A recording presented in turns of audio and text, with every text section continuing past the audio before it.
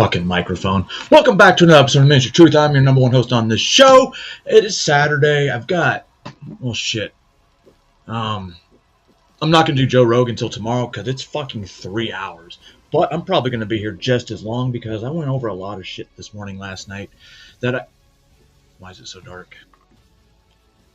Let there be light. Hey, Google, turn on TV. 2 lights on. And there's light. There's light! So, before we get into anything, I'm going to go over a few songs today, along with a bunch of videos.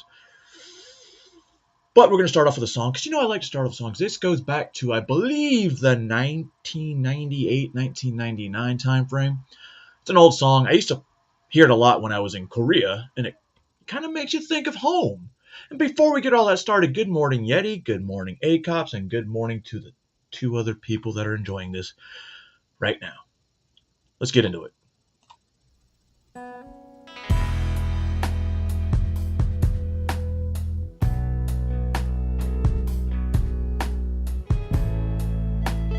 Don't worry, this is not the only song I'm playing today.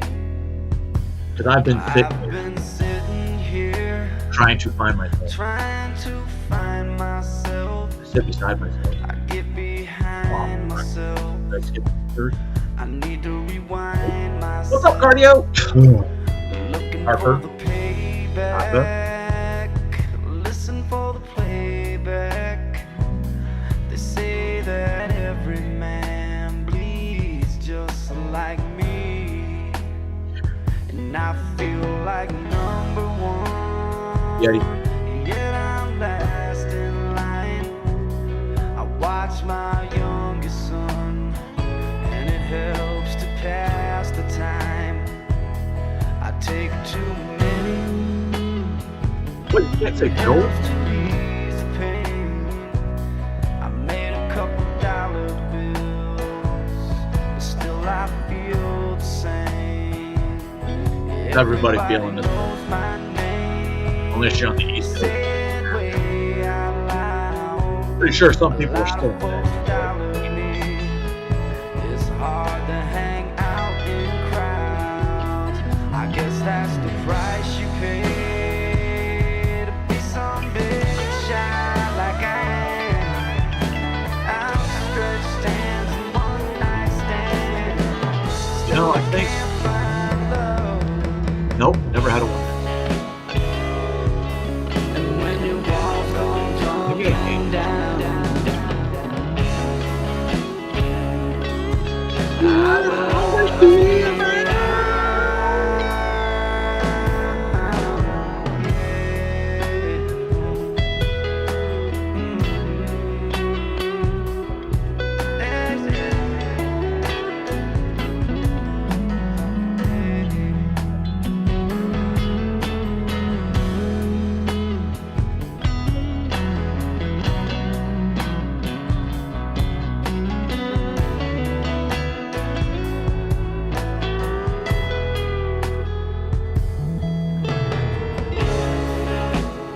Brand new at 5.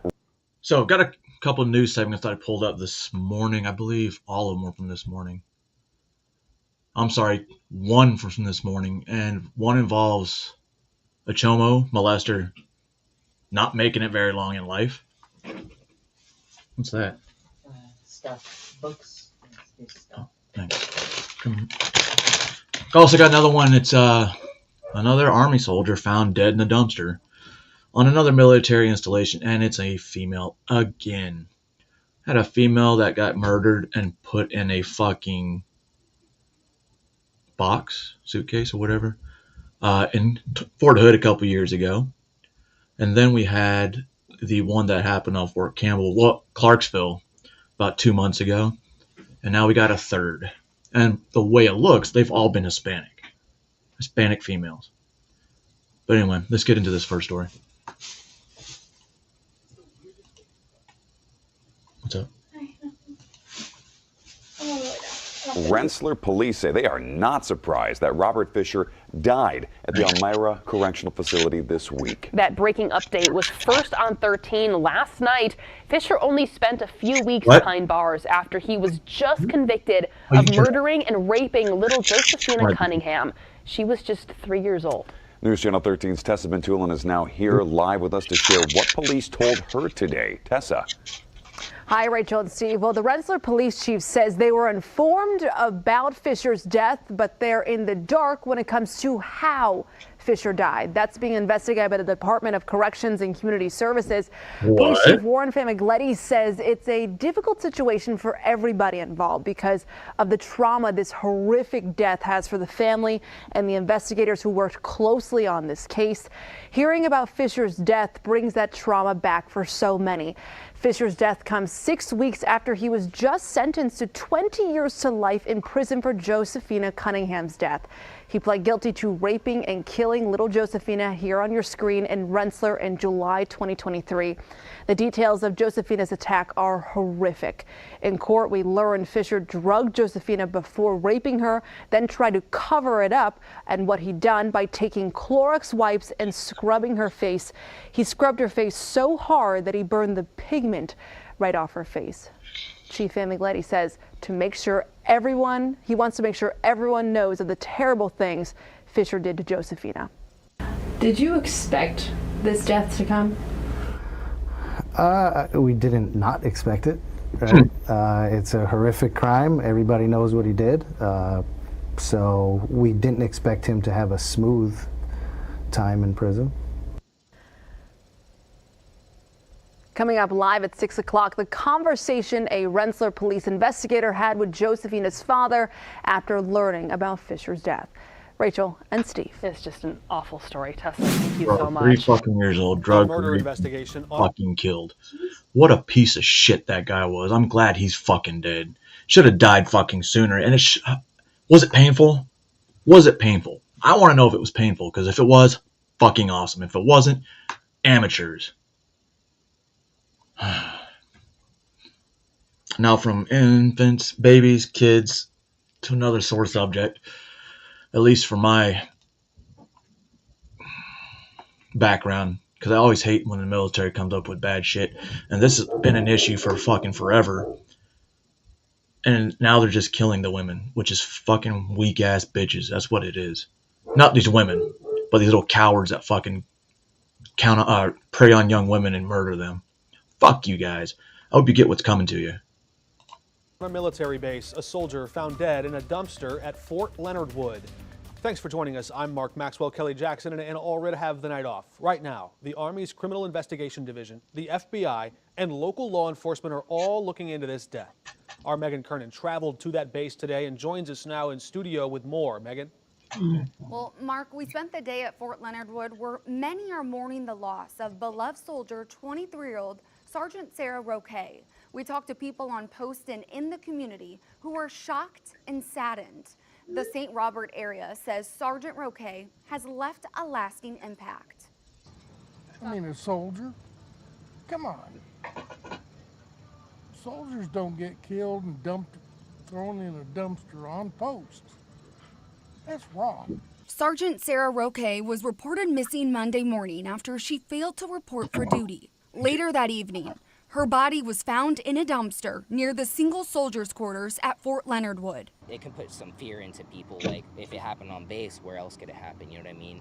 The news of Roque's death has startled the entire community, including Joe Wilkinson, a retired master sergeant who was stationed at Fort Leonard Wood for 12 years and has lived in the area ever since. Soldiers do not need to die when they're on their own Army installation. Jonathan Wallace has lived in St. Robert his whole life and feels Fort Leonard Wood is a safe base. That's why he's in disbelief. You're on a military base. Everybody's supposed to be family on a military base because this is a small town. This wouldn't be as prosperous without Fort Leonard Wood here. And I just don't understand why something like this would happen. Roque enlisted in 2020 and completed her basic combat training at Fort Leonard Wood. The Indiana native was a bridge crew member, serving as a mine dog handler with the K-9 detachment. She was a good woman. You knew her? I wonder what her higher ups and the people who are under her are thinking right now, especially her family. I feel for them. I'll be praying for them. You know, she died on a military installation. I get it. Maybe the PAO office told them not to, but how come they didn't talk to soldiers? They found 2 random people. What's up, General C. Monkey? They found 2 random people to interview. Okay. Congratulations. Where's the soldiers that worked with her? Where's the CG? Where's the garrison commander? Why don't they come out and say something? Why are the 2 civilians? That makes no fucking sense.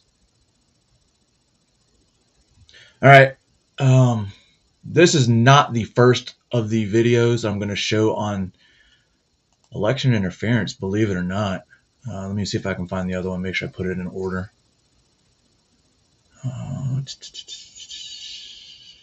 Okay, I think they're all in order.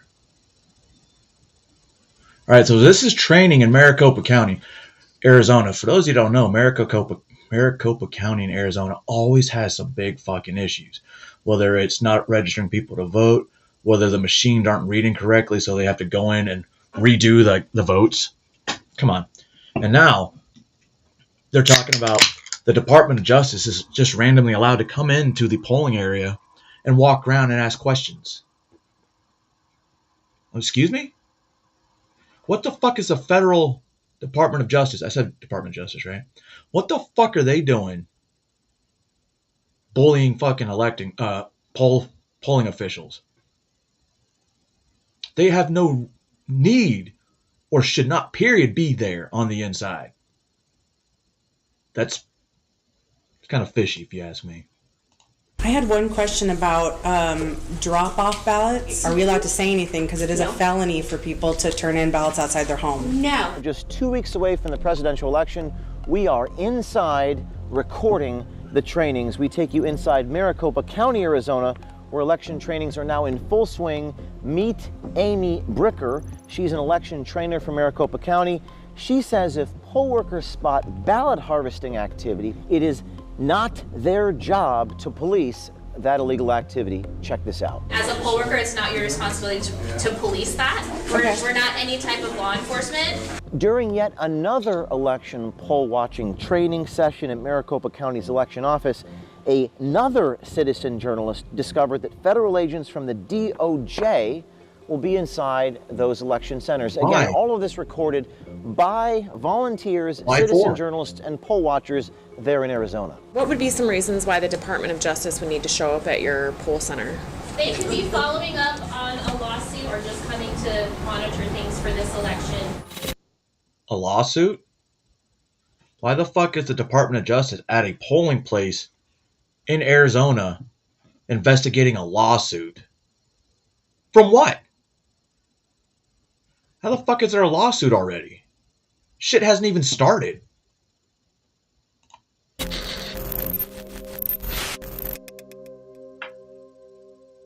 Hello, James O'Keefe here in Palm Beach, Florida. We've got people on the inside of poll locations around the country, including in Maricopa County. We have hundreds of poll workers, election clerks, and judges with hidden cameras recording trainings and polling locations. And in this video, just 2 weeks away from the presidential election, we take you inside Maricopa County, Arizona, where election trainings are now in full swing. Meet Amy Bricker. She's an election trainer for Maricopa County. She says if poll workers spot ballot harvesting activity, possibly illegal activity like ballot harvesting, it is not their job to police that illegal activity. Check this out. I had one question about drop-off ballots. Yes. We had a couple instances during the primary where somebody brought in a stack. It was a kind of a point of contention. My question is, besides, did the owner of the ballot sign and date? Are we allowed to say anything? Because it is a felony for people to turn in ballots outside their home. No. And as a poll worker, it's not your responsibility to police that. We're not any type of law enforcement. So we're just going to ask the question. If they comply with the question, we're going to allow them to drop what they had. The citizen journalist went on to ask how these harvested ballots would be counted Election trainers Amy Bricker and Dawn Woodruff said even though the votes are After Election harvested, Day. as long as Maricopa has the voter signatures matched, well, they will cast those votes. How does that checked? Signature verification. Right. Right, but even if they picked up valid ballots from other homes, that's still a felony. Well, so that, again, they would have to be signed Right. by the owners. Right.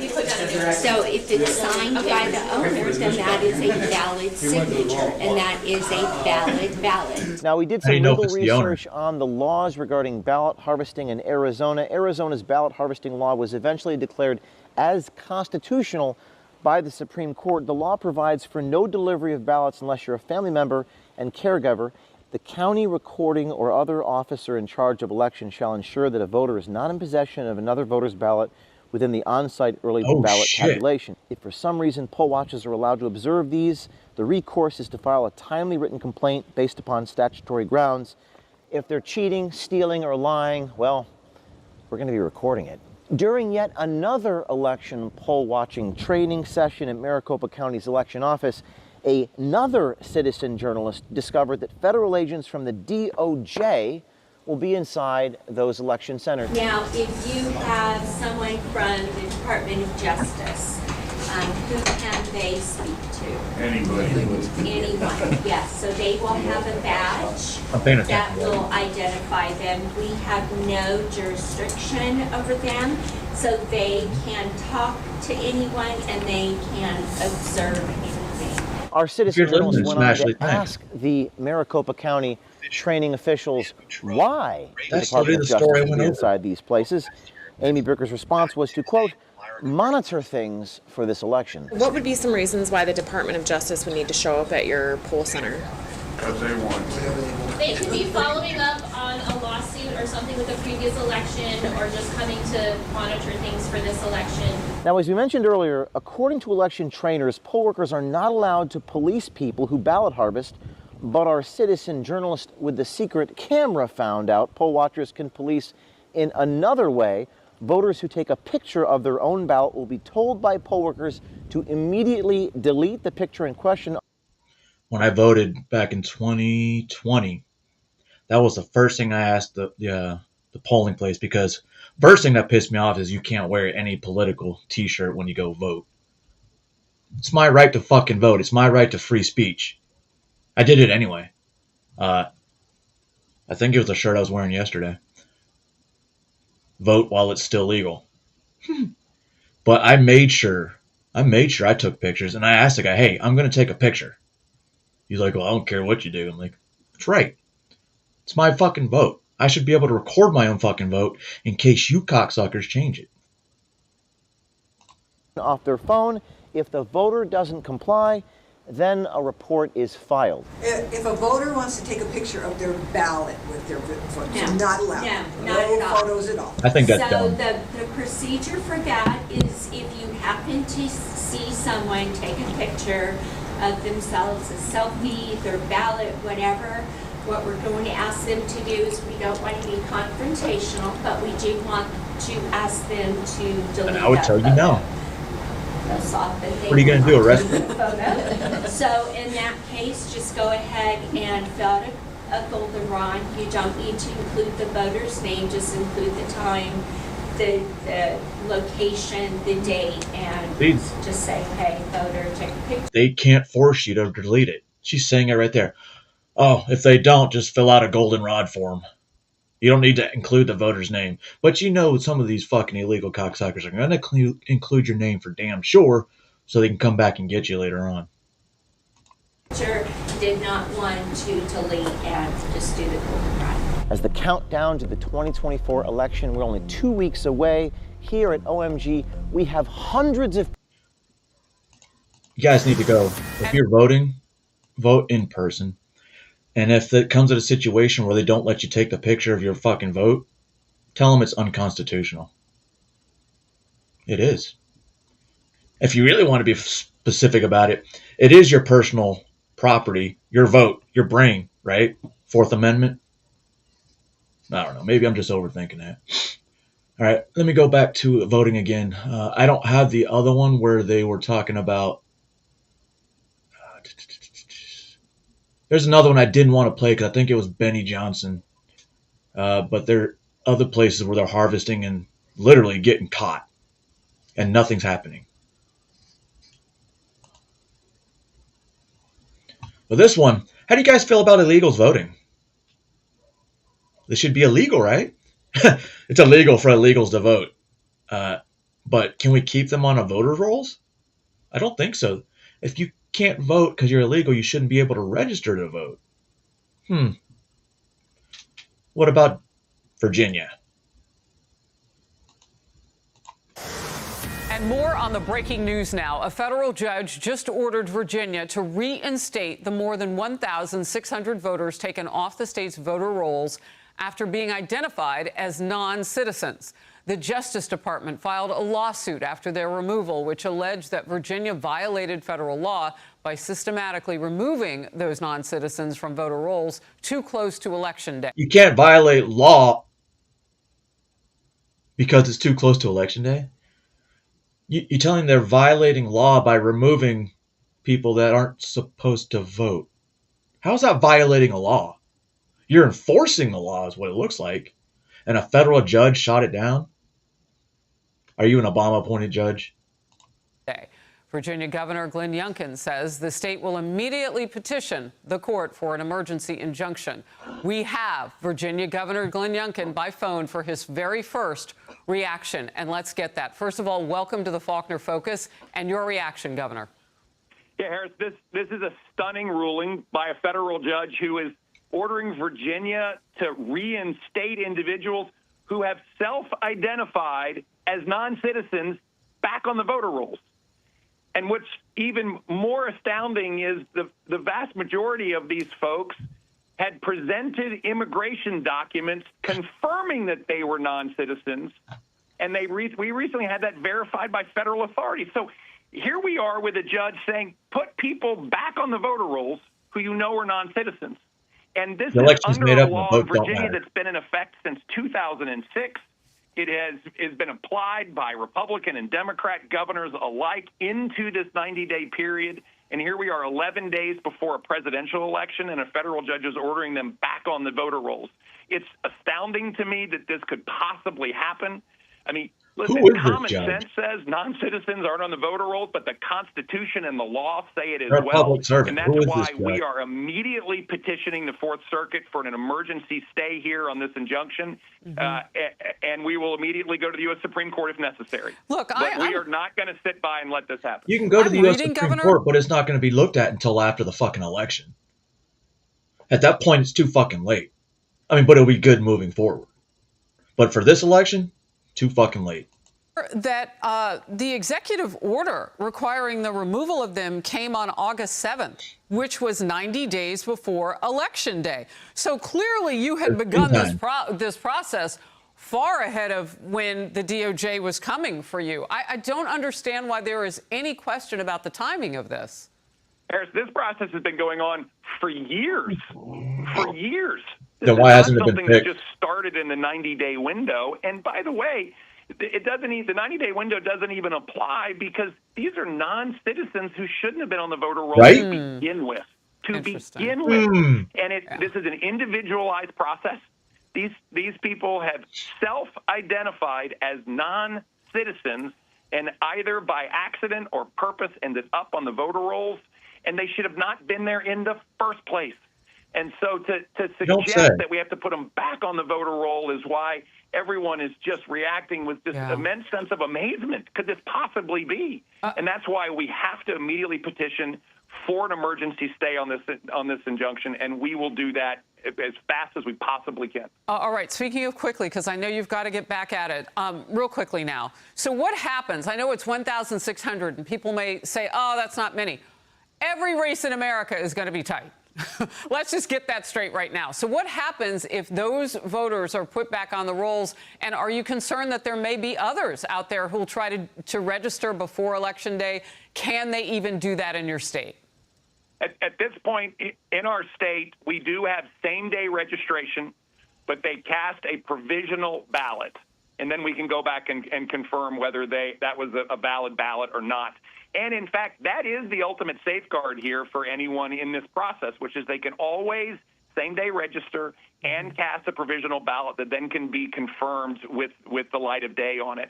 The reality is that we have safe and fair and accurate elections in Virginia. We have paper ballots and counting machines, not voting machines. They're not hooked up to the internet.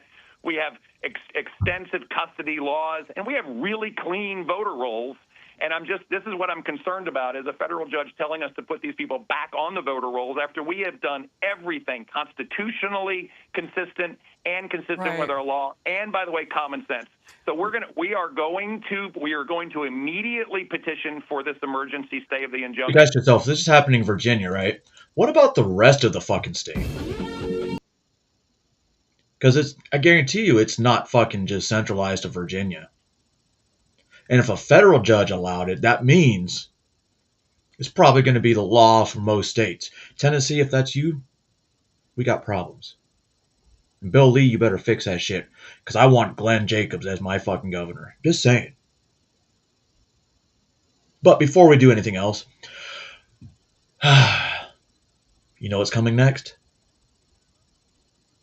Hoax Force music break!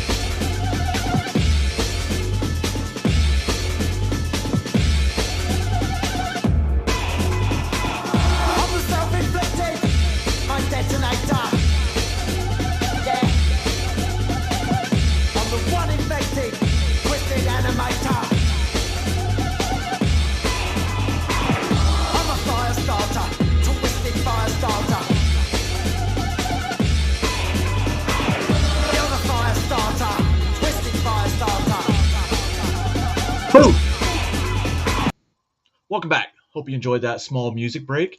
Now we're going to get Donald Trump is going full. Obviously, some 2024 election stuff.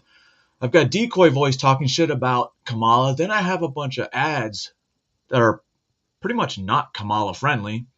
And then I've got some more stories. Street interviews. Got plenty of street interviews. I got some of these videos I fucking love. I found a quick documentary on Lost History. Quick documentary on a dude hunting down pedophiles in Alaska and killing them. And then I also have another one, where the fuck is it? What happens to school shooters in prison? That one was so fucking enjoyable. But there's a few where I would like to punch them in the face with a cinder block. But I won't do that because that's against community standards. Terms of service. Right. Fuck you, YouTube. Cinder block. McMaga and putting on his apron to make French McMaga, fries guy. at McDonald's. Are you To McMaga? which thousands of supporters have shown up to this small town store, as several blocks had to be closed off in Pennsylvania, all to watch Trump serve up some French fries. Never touches the human hand. Very good, very Nice good. and full. We get the fries, That's Tom. a big crowd, huh? Mr. Trump, why did you feel it was important to come here today? I love McDonald's. I love jobs. I like to see good jobs. And I think it's inappropriate Look at the when people, somebody Fred. puts down all over the place that she worked at McDonald's. It was a big part of her resume that she worked at McDonald's, how tough a job it was. She specifically worked at the French fry, where they make the French fries, and she talked about the heat. It was so tough. She never worked at McDonald's. Brad, I'm McDonald's gonna just let her. confirmed that again, by the way. As customers were ecstatic to see him. Look at that. Look at that. How are you? Thank you, Mr. President. Thank you very much. Come again. Is that the right country? Do you think Kamala Harris, since she's a middle-class family, do you think she worked at a 7-Eleven? Or her mother worked at a 7-Eleven? You racist motherfucker. More than Indian people own 7-Elevens. But I'm pretty sure she does. Or her family did. I can see. We pray for you. Oh wait, she owns slaves. Never mind. We want to be the president. Thank you so much. So nice. Thank you very much. Yeah, I took a bullet. That's right. Thank you, Mr. President. When you think about it, I guess that's right. Thank you. Thank you very much. Everybody. Oh my God! Oh my God! What's up? Hello, everybody. You can take this, And right? you know this is compliments of Trump, okay? Yes, thank Okay. you. Mr. President, Yes. please don't let the United States become Brazil, my native Brazil.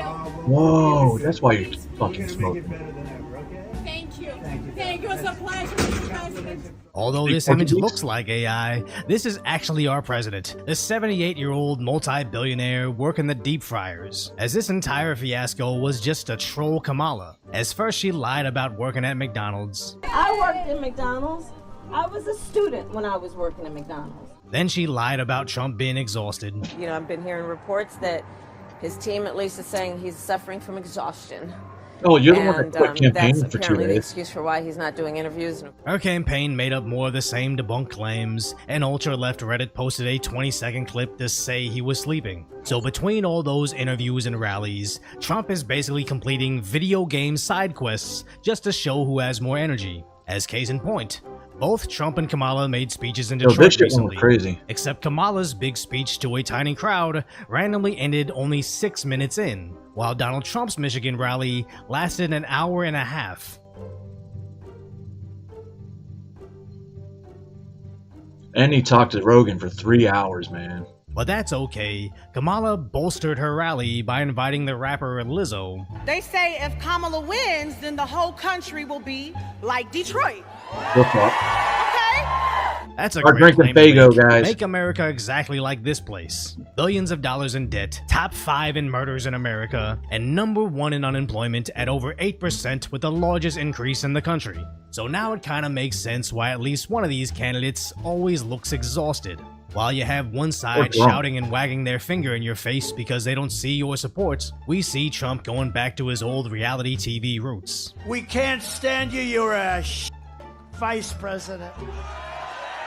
The Not wrong. You're the worst vice president. Kamala, you're fired. Get the hell out of here. You're fired. And as early voting comes in, Nevada shows Trump received a 25% shift with in-person voting, 20% shifts in mail-in voting, decimating the Democrats' lead last time by 39,000. As after Trump's McMaga appearance, Trump's percentages just passed 60, while Kamala's fallen to the 30s. And do McDonald's visits sway votes? Absolutely not. But it did get me to go run in and grab some insanely unhealthy Yo, I was thinking fries. the same But what it really shows is that Trump is pretty much golden want at some this McDonald's point, fries as now. everything Kamala has tried to implement into her campaign has backfired. Oh, Cackling no. about joy while doing podcasts about sex just All right. made her look insensitive to hurricane victims. No pressure. Crashing out on interviews, sticking her finger in our faces, just made her look like an angry lady meme. And attempting to label Trump as tired just gave him yet another iconic image, all of which were gifted to him directly by the Democrats. So if you haven't already, please consider heading over to Young America. I really want some McDonald's fries.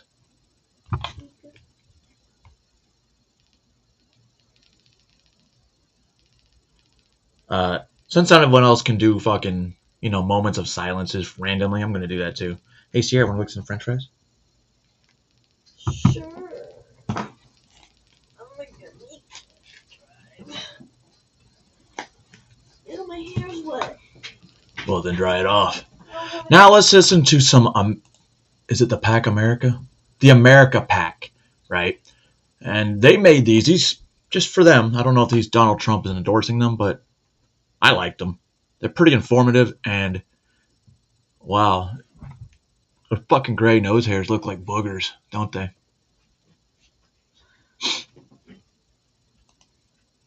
Young America, Kamala Harris thinks you're too stupid to realize she's to blame for our record inflation. What else do we know about this population? They are stupid. Too stupid to realize groceries cost 26% more. The cost of eggs keeps rising. Kamala took $2 gas and made it $6. They are stupid. Too stupid to notice new home costs increased by 46%. Electricity, 25%. Oh, hell yeah. Cars, 33%. And healthcare, over 18%. Bidenomics is working. Right for America is responsible for the content of this advertising. Under Kamala Harris, over 13,000 illegals convicted of murder are living in American communities, Which means they are here. while an additional 15,000 convicted of sexual assault and rape are also living amongst you.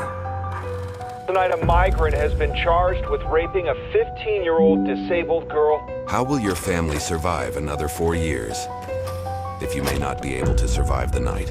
Right for I'm America gonna is survive. responsible for the content of this advertising. Kamala Harris was supposed to secure the border, but over 10 million illegals entered America. Kamala Harris is the border czar. Border czar. Border czar? Border czar. Kamala Harris failed to do her job. Watch her admit it. You haven't been to the border. And I haven't been to Europe. I've been to both. I don't. Criminal aliens murdering Americans. Cartels freely trafficking poison. Benefits for illegals. That's dangerously liberal. Kamala Harris is no laughing matter. Right for America is responsible for the content. No, Kamala Harris is a laughing matter because that's pretty much all she does in her election campaign. Man, I didn't realize I put another Hoax Wars break real quick. Hoax Wars does that, right? He'll do like three minutes and then do a video. Now, I actually picked this video because I want to see if I'll get canceled for playing it. Because you know what? Fuck you. Oh, that's not how it was supposed to work, guys. I'm going to roll a joint. No fucking way. Hey, God. I literally just said, hey, I'm going to roll a joint, right? And I look up at the video. Guess how long it is? Exactly 4 minutes and 20 seconds.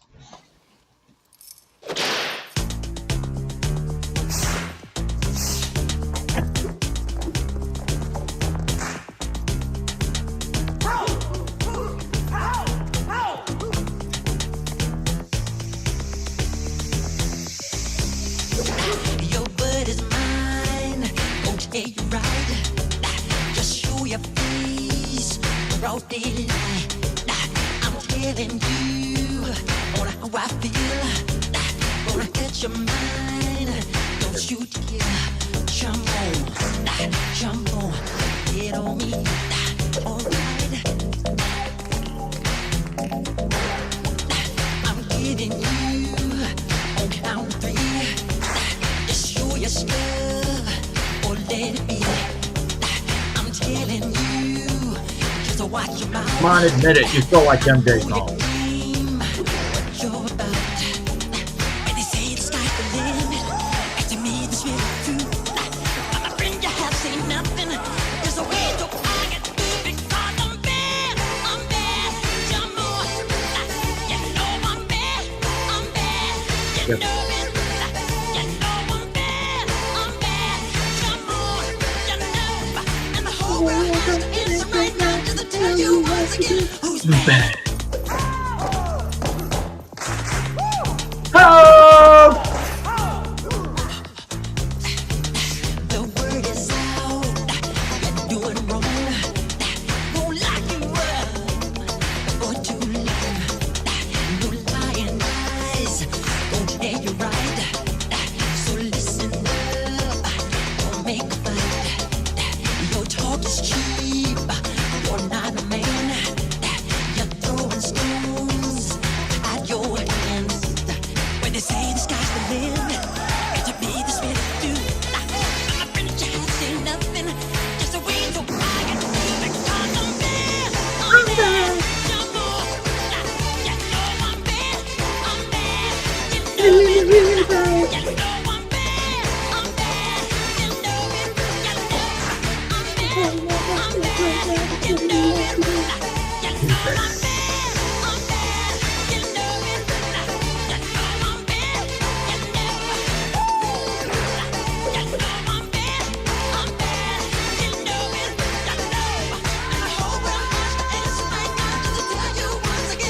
Who's bad?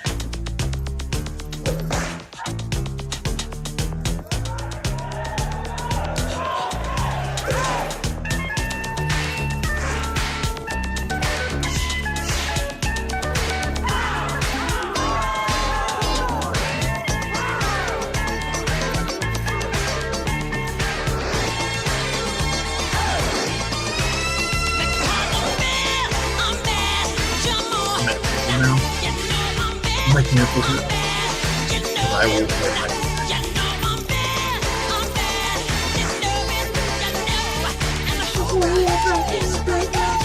You once again. Who's bad? All right. I believe this is Brooklyn. Apparently, you know what? I just realized Brooklyn and the Bronx were two different places. I don't know why. I always thought they were the same, and Bronx was just like shortened version of Brooklyn. I don't know why. But James Klug went to the streets of Brooklyn, and it's about 50-50 on who they're going to support. But some of them are supporting Kamala for, obviously, we know, the wrong reasons. I'm not voting at all, but if I was voting, it would be for Donald Trump. Trump, common sense. Common sense? Good. No, not Trump. Donald Trump or Kamala Harris? Harris for now. Harris for now. No. Might change or no? I don't know. Okay. Kamala Harris. Kamala Harris. Way. We're way leaning towards Kamala Harris. Yes. Absolutely. Yes. Kamala. Kamala. Kamala? You can't pretend. Kamala? Kamala, okay. White dudes for Harris. Did you vote for Donald Trump in 2020 or 2016? No, I didn't. No, I didn't. Are you a registered Democrat, registered Well, I keep Republican? looking through like my time Up in the head with me. and there's a bunch of shit like I'm not voting for Trump. I didn't vote for Trump. Blah blah blah. And I'm not lying. I didn't vote for Trump in 16 or 20. Best believe I did 2 weeks ago or a week ago. Things change when your libertarians and your people like Tulsi and RFK are switching parties. There's got to be something, especially those two. And RFK was a lifelong Democrat. So was Tulsi. I'm registered to vote, but not picking either side. You know what I mean? But And so that vote, this time around, that's going to Donald Trump. yeah, this time around. If I had to vote, I'm not voting for any one of them. Okay. But if This I guy. had to, it So would be. I wasn't sure if he was trolling, but he looks like Jordan Peele. Kamala. Are you going to be voting this election? Yes, I will. And who do you plan on voting for? Kamala. Jesus Christ, the King of Kings. Oh, you voting for So me? whoever wins, we're praying for the commander-in-chief, and we're not taking a position. Is that correct? That's correct. Where do you think the Catholic community is leaning, Trump or Harris? Traditional Catholic. You guys think that when I become president, I can actually change my title instead of commander-in-chief? I could be the tribal chief. You know how many fucking countries would be like, oh, that's a... I don't know if we want to mess with the tribal chief over there because he's pretty fucking brutal. He just took Iran and put their heads on stakes in front of Israel. Yeah. That's got to be a war crime. I don't think he cares, though. Catholic probably will line up behind us, Trump, but the Novus Ordo Catholics, the modernists, What religion? Mennonite. Mennonites. they will probably That's why they're line not up on behind camera. Harris. And we just try not to take sides. Do you mind if I ask why you're not voting? No, I don't vote. I don't think the voting really matters to Dude, me. you gonna pull a gun If I out? was, I would do for Donald Trump, though. You registered Democrat or Republican, or you're He's registered like, Democrat? yo, white boy, get the fuck away You from stay me. out of this race, but if you were, you go Donald Trump. Yeah, definitely. Why are you not voting for any one of them? First off, Because I don't believe in Milli democracy. Vanilli? It's not a real thing. Which one is he? Yeah. okay, so we're gonna sit this one out. Are you registered Republican or Democrat, or Yeah, I'm a Democrat. Yeah. why not vote? Just because? Nah, I never really. I don't think it counts. They gonna get who they want to get, and that's the point about it. That's how I feel. And you're gonna sit this one out. Yeah, just this one. Let me see it, because it looks And like you kind ain't of black. a circus to me, so I just wanted to make sure it's real. What do you think about it? Is a circus? You know, you're obviously not motivated to vote for either one, or at least not that much, Yeah, to I stay would out be- of the race. I would be what do you think? biased if I had to vote. I would only vote for Kamala. Yeah, why? It's Why? obvious.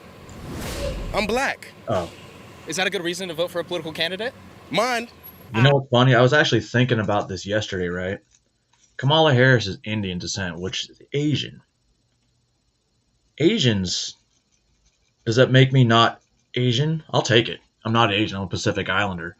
But I'm not going to vote for her just because she resembles maybe a little of my skin color, but fuck you. You're a piece of shit. You're a commie, and no one wants you. I don't like this lady. Wait, why? And why do you not What like up, Bruce? Because he don't know nothing. Good to see you, He brother. don't know nothing for her. Kamala? Yeah, I'm Do you going to mind if I watch ask you that why you're voting for tomorrow, Kamala? Ruth. Fights for women. I don't want a con man as president.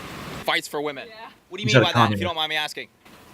She believes in giving back our body rights. Body You rights. lost Yes. some? And do you not have them right now? Are they? What do you? They're at risk. So they're at for risk. folks who are in regional areas that don't have the rights that First of all, abortion's we lucky legal in New New York, Yorkers so do, move along. it makes it a lot harder. So Is that the deciding point for you when it comes to voting for Kamala oh Harris? no, I want to buy a house soon. If she believes in helping first home. Rude brings up something that they didn't even think about, that most of us already have.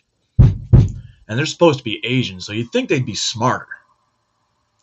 Proof to show you not all Asians are smart. They may be book smart, but they ain't street smart. First home buyers? Little fucking simp back there. Yeah. Yeah. So that's my other winning factor. A criticism of that is that it just adds to that, $25,000 to the home that you're buying. What do you think about that point? Ooh.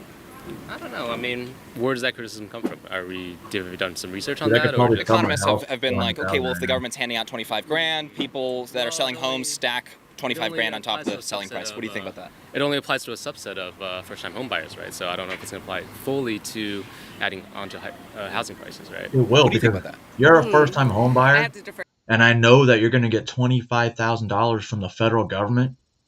I'm going to increase my house probably by $35,000. At least. On top of what it's already worth. To him on this one. He teaches me a lot about the politics, so Right. yeah, still learning, but still open to hearing conversations. Why do you like Donald Trump? Oh, porque Donald Trump, when the Donald Trump is here, I need everything, the price for the food, for the everything is low. Now everything is hot. We think he's going to make a change. Well, that would be. We kind of like what he's got going on, so. I love Donald Trump. Donald Trump, I know what happened. So you've seen his administration before. You want more of that. You're not sure about Kamala Harris. Is that correct? No.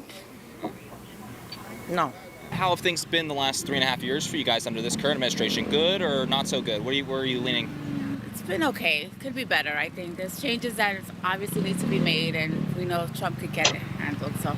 Any important issues to you personally, just in your community or in your life?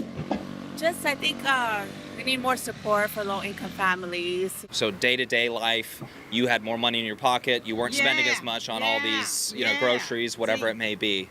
So you want to go back to that. Yeah. And what are some important issues to you? Common sense. Common sense. Too many homeless people, too many people suffering. Every time you look around, there's desperation. Some way, some form of desperation in your face. It wasn't like that 8 years ago, so. For sure. So you see, okay, uplifting the community, he's the right guy for that. Nope, not on a Kamala more. Harris. Yeah, correct. Why Kamala Harris? Why not? Just in your view. I mean, What do are you there mean, why not? issues that are important to you? I like What's money. going on? Yeah, I want Social Security to be there for me in, I don't know, 25, 30 years. Right. So Can you what is the pay worry into it? there with Donald Trump?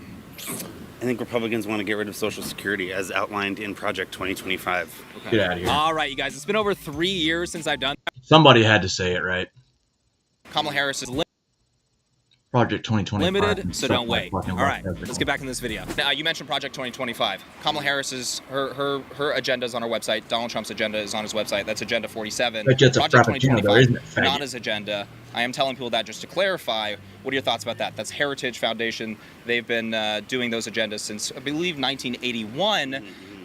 Do you still believe that that's the agenda? Yeah, I think the difference is the Heritage Foundation. Those are the people that are going to be in this administration because of all the people that were in his past administration have said come out against him. Okay, so so now So if all the people that, that are part of the Heritage Foundation, he's fired and doesn't want to work with them, how does that mean he's going to enact Project 2025 if he doesn't want anything to do with them? Make that one make sense.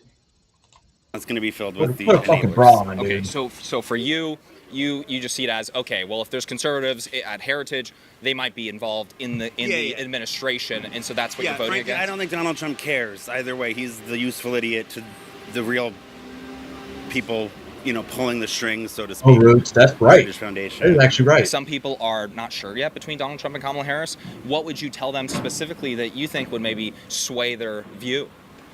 I mean, democracy or fascism. Why are you leaning towards Kamala Harris over Donald Trump? Well, I'll start with I live in San Diego, Okay. and I cool. have been witnessing what's going on with the border, How so? and It's been a big problem. it's a big problem. You look like you've been in New York for a while. There's no easy solutions, but the way it's been handled is You should have asked her, when did you leave San Diego? Because I bet she hasn't been to San Diego in like 10, 15 years. degrading to human beings. And on top of You're that, talking about, okay, so right now you're talking about under this current administration, or are you talking about under Donald I'm Trump? sorry, under Trump Okay. administration, yes. That's one of Trump's bigger accomplishments, though, Yeah. is the 40-year low of illegal crossings. This administration has bad seen thing? the worst border crisis in American history. What do you think? That I agree with. Okay. The numbers, yes, the numbers say one thing, but humanitarian issues are something completely No one different. gives a fuck about So illegal. I'm talking about people, the way they're treated. Again, these are not easy answers. Yeah, it's an interesting one that you chose right there. For me, that would be one of my biggest criticisms of this administration. It's probably the biggest black eye of this administration. The current administration when it comes to the border crisis, because this it's not just a administration border means. crisis, it is a humanitarian crisis. Absolutely. Everybody that comes across, they're paying cartels to get across, so that's human smuggling. There's a lot of problems. But the reason I'm bringing that up is because, this has been something that a lot of Democrats have been pushing more towards, has been, hey, this is our policy. It's going to be a little bit more open borders, reinstate catch and release, bring people in. But that also does have consequences compared to, we're talking about Trump's administration, where maybe you think it wasn't very kind of keeping people out.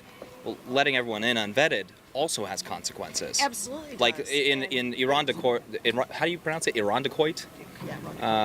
Last month, they caught an illegal immigrant that murdered a family of 4. Is that showing compassion to people that are coming in that we don't know who they are? Again, things are never black and white. For sure. There's always that gray zone. Most people that I deal with that do live across the border. Are you in this industry? Are you working with them at all or no? Are you a trafficker? I do a lot of stuff on both sides. Huh.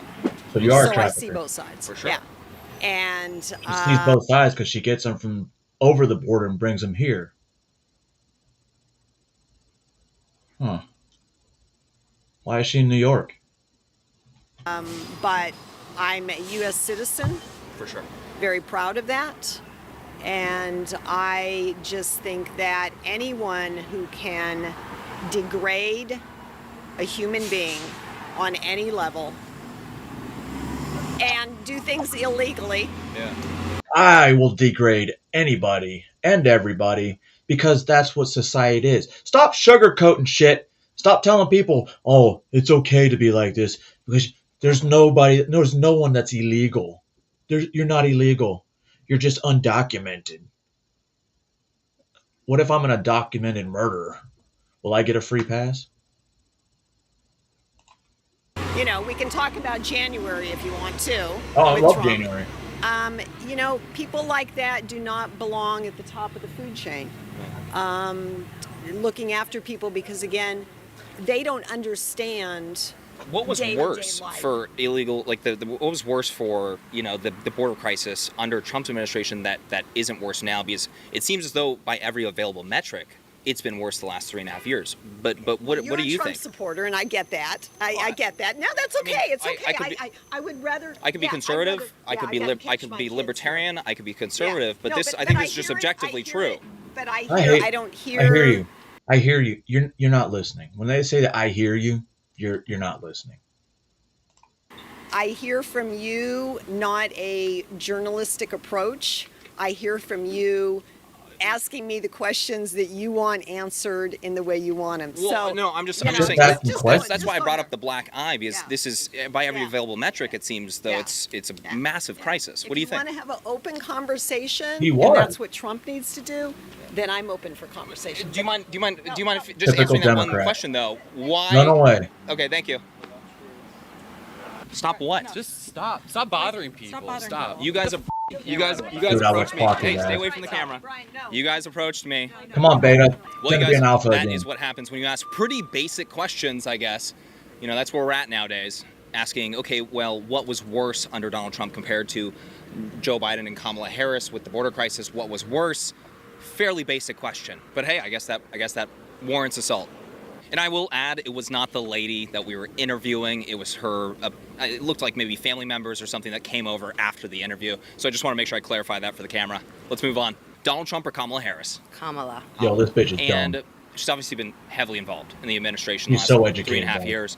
Let her score. What do you think her biggest accomplishment was as vice president that you think? I have one. I don't care about any of that. You don't care? Okay. I have one deciding Single issue voter. Single issue voter. What is it? The president of America Yes. needs to be a role model to the world. I have 2 young children. I suffered through watching him when he was president with my 2 young boys,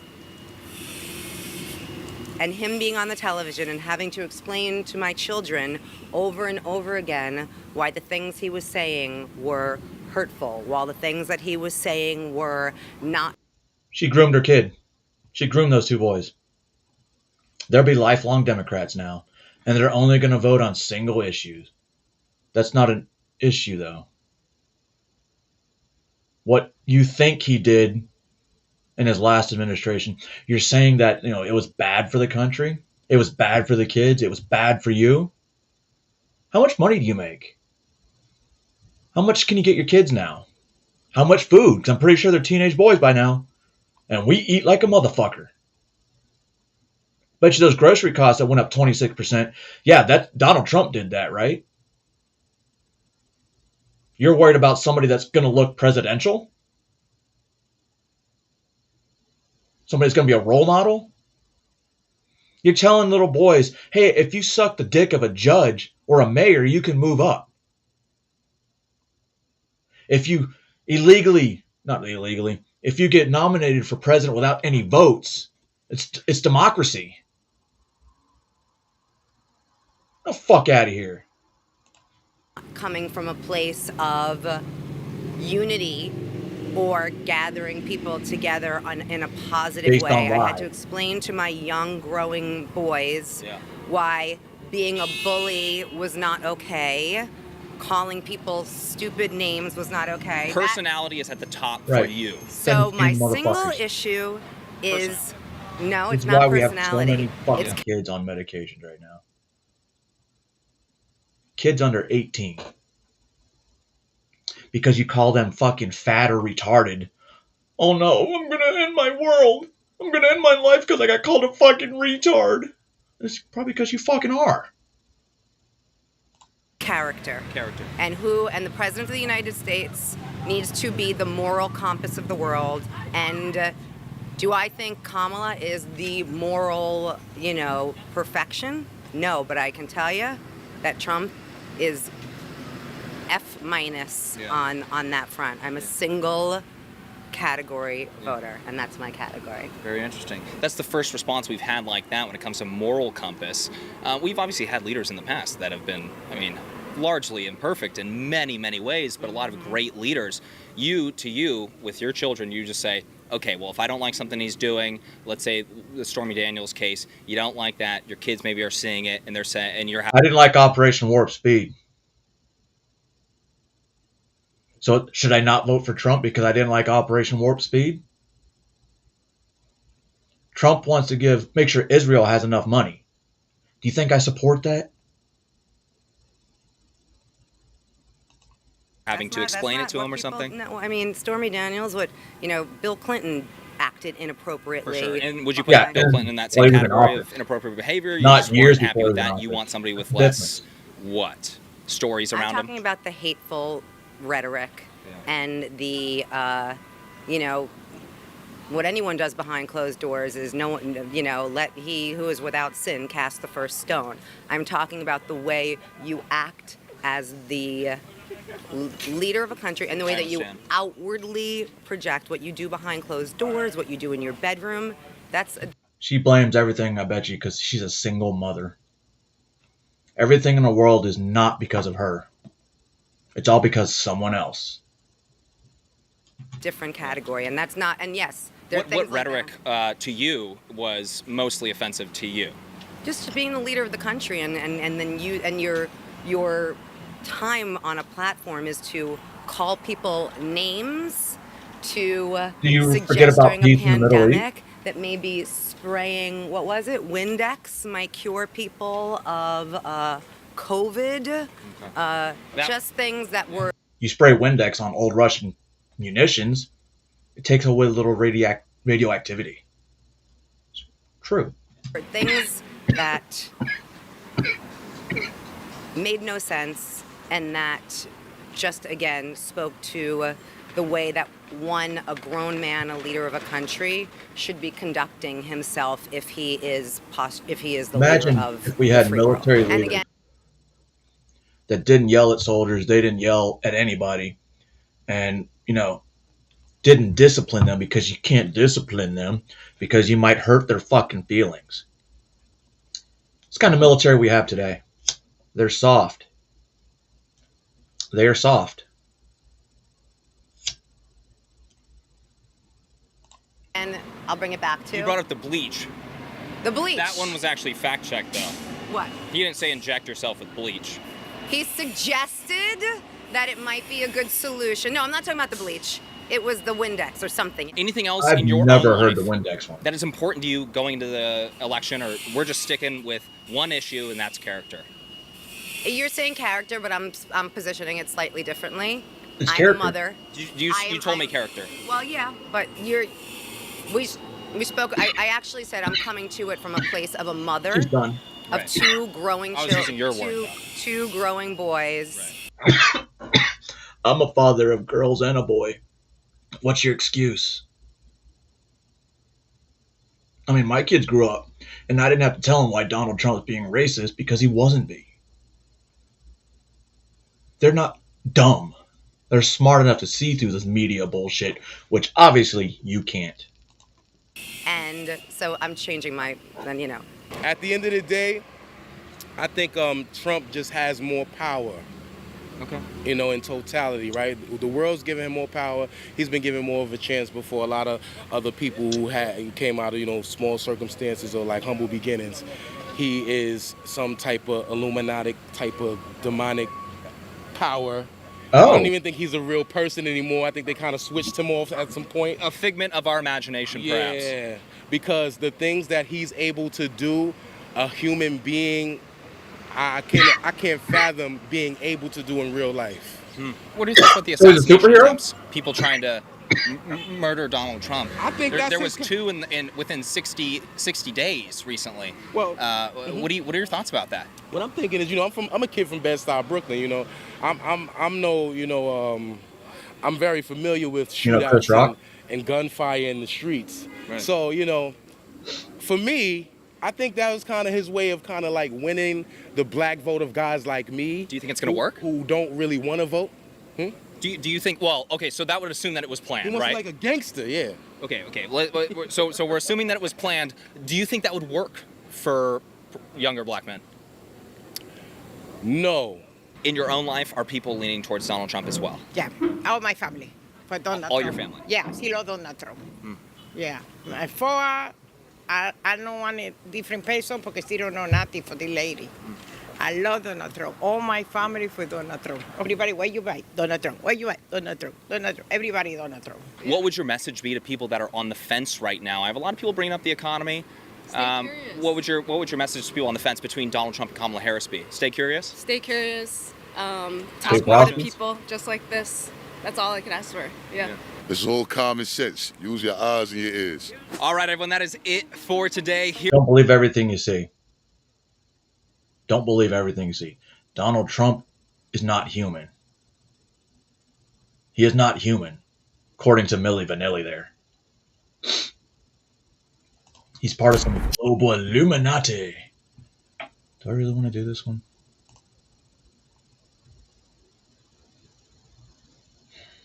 I don't want to do that one.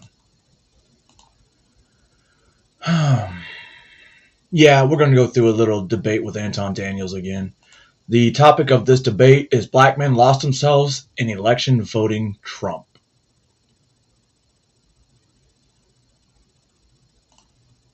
What up, Dom? That Roland Martin interview just proved everything that we've been saying, that I said in my past videos about black men when it comes to their lack of just comprehension and understanding their place in society. Because they're too busy having oppression Olympics with black women competing with us, looking at we're the enemy, they fail to realize that you benefit from patriarchy. You do not have more of a struggle being a black man. You actually have a benefit over black women because you are a man. Black men do not understand patriarchy and how to use it to their advantage. They're too busy making excuses and complaining. The most, how do they say it? The most with wokeness, I guess. They have the affinity stones of wokeness. Black, female, and that's pretty much it. That is probably the most protected person in the United States. And the thing is, statistics and everything else shows that you benefit more as a black man than a black woman. But it doesn't matter how simply people break it down to them. Like, he had to talk to them like they were 5 for them to understand that they absolutely benefit more than black women. They're just not using the fucking resources and tools given to them. Your self-hate is so strong that you're willing to put a man in office that wants to make you destitute, that wants to literally not have you exist or have any rights. You complain about police killing you, about how white people treat you in society, and you're giving them the fucking tools to continue to oppress you. Also shows that y'all are so poorly educated. Y'all are literally slow. Well, black men, black women. Well, do black men have more of a? I actually think I now I have an opinion because I am black. I am African American, Northern Africa, but it's still Africa, so I'm an African American. Genealogy tests keep getting better. Over black women. Yeti, stop giving facts. Stop giving facts. I want to say I didn't see this interview, so can someone give me a synopsis, or do I need to go on mute and watch it? How long is it, the clip? No, that is the clip. No, I'm saying that she was saying Roland Martin. What she was making it off of what interview? Fucking racist himself. Anybody know what she was talking about prior? I think Obama scolding black men for not wanting to vote for Kamala is where the context is coming from. Yeah. Okay. So he said something about Obama scolding, or Obama was scolding black men for not wanting to support Kamala. Right. What did Roland Martin say about it though? Because she responded to Roland Martin. Yeah. Okay. Oh, I didn't hear his name. I don't know. Sorry. Anybody know? Obviously, I heard it because I called him a racist. Since we don't know the where it came from like that, do black men have more of a benefit in society over black women? Gay black men. What? I was going to say no. Why? I was going to say no. I think men are held accountable to the highest level, whereas women get a pass. I don't know why. I agree. I think that, especially in the courts, I think the courts are definitely in favor to women. There's more governmental assistance for women, abuse shelters for women. So I definitely think that women, not just black women, women in general, definitely have a leg up. Through my career in the military, a lot of the women, especially black women, black, Hispanic, one of those, between those two, they will beat the fuck out of their husbands. And their husbands will just take it. And then, we had one literally battered husband syndrome, because she was hurting the fuck out of him. And there would be more resources for the women than there were the men. It was hard for me to find resources for this guy, because there was almost none. In society when it comes to certain stuff compared to men. But since we're talking about black men and black women, it fits the same stuff what I'm saying. So even if a woman was to fall off economically and she had to like go back home or whatever the case may be. It's not frowned upon. It's like, oh, you know, Somebody say like if she it's has. on a Friday or Saturday night, a man and a woman can walk into a bar with $20. The man will probably drink his $20 within the first 20 minutes, 30 minutes. And by the end of the night, the woman still has her $20. And she's smammered. You know, she's going through some. You know, she's a single mom. Whoop-de-whoop-de-woo, right? Mm-hmm. But if a black dude if you fall off, you a deadbeat, bum, this, that, irresponsible, you all of that. You know what I'm saying? The family talking about you. You know what I'm saying? Your girl done left you. No, you're right. We don't get grace. You know what I mean? We don't get grace. We get accountability. And there's pros and cons that come along with that. The pros is that when you win everything. You know what I'm saying? Like it's almost like it's self pros. Like it's things that you can take pride in because then you will say, well, nobody made me or any of that type of stuff, right? We don't get handouts. We don't get any of that. And so that's why we're expected to either win or fail. And even when it comes to money, when it comes to women, when it comes to relationships, when it comes to anything in society, it's either you get it all or you don't get anything. And we don't have no safety net. We don't get no grace. We don't get none of that, right? Mm-hmm. One man can get a bunch of women because he's the man and he'll be celebrated. And then the other guy can get no women and he could be a nice guy and they'll call him an incel, right? And they'll just say, well, you don't get no women. So, but women get grace all the time. There's always a group for them. There's always some kind of support, some community organization, Black Women Code. Listen, if we can't code, then you just can't code. Motherfucker, get it together. But there's always groups that always advocate for, promote for, incentivize. And I'm not saying that there's nothing at all for men in general, but in a general sense, for men, it's either sink or swim. For women, it's let me figure out how I can help you, queen. Even when y'all doing dumb shit, even when you fuck up, even when you decide that you want to have a kid out of wedlock. If a man goes on and say, I'm having a kid out of fucking wedlock, he gonna get killed on social media. If a woman goes on and she says, I'm pregnant and it ain't a baby daddy in sight, it's going to be balloons, the champagne emojis. It's going to be all kind of dumb shit on there, right? So women are always going to be celebrated and they're going to have that safety. Yo, that's true.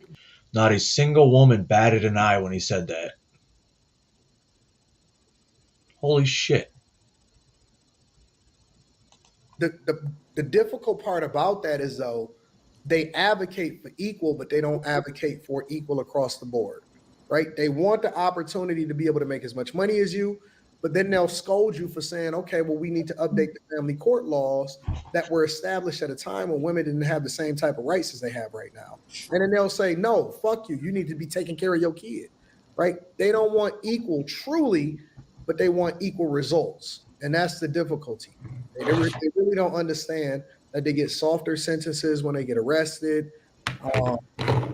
They're more likely to get social services. It's called Women and Children, WIC. That's what it's called. It's called Women and Children. And I see Trey, he got his simp hat on. He's doing his little facial emotions. He can't even hold in his emotions in order to be able to speak. I'm holding it in, sir. It's in your face. Listen, communication is more than it's 90% body language, 10% of what you say, 90% of what you do. And so, he seemed like a feminist to me, but we're gonna find out.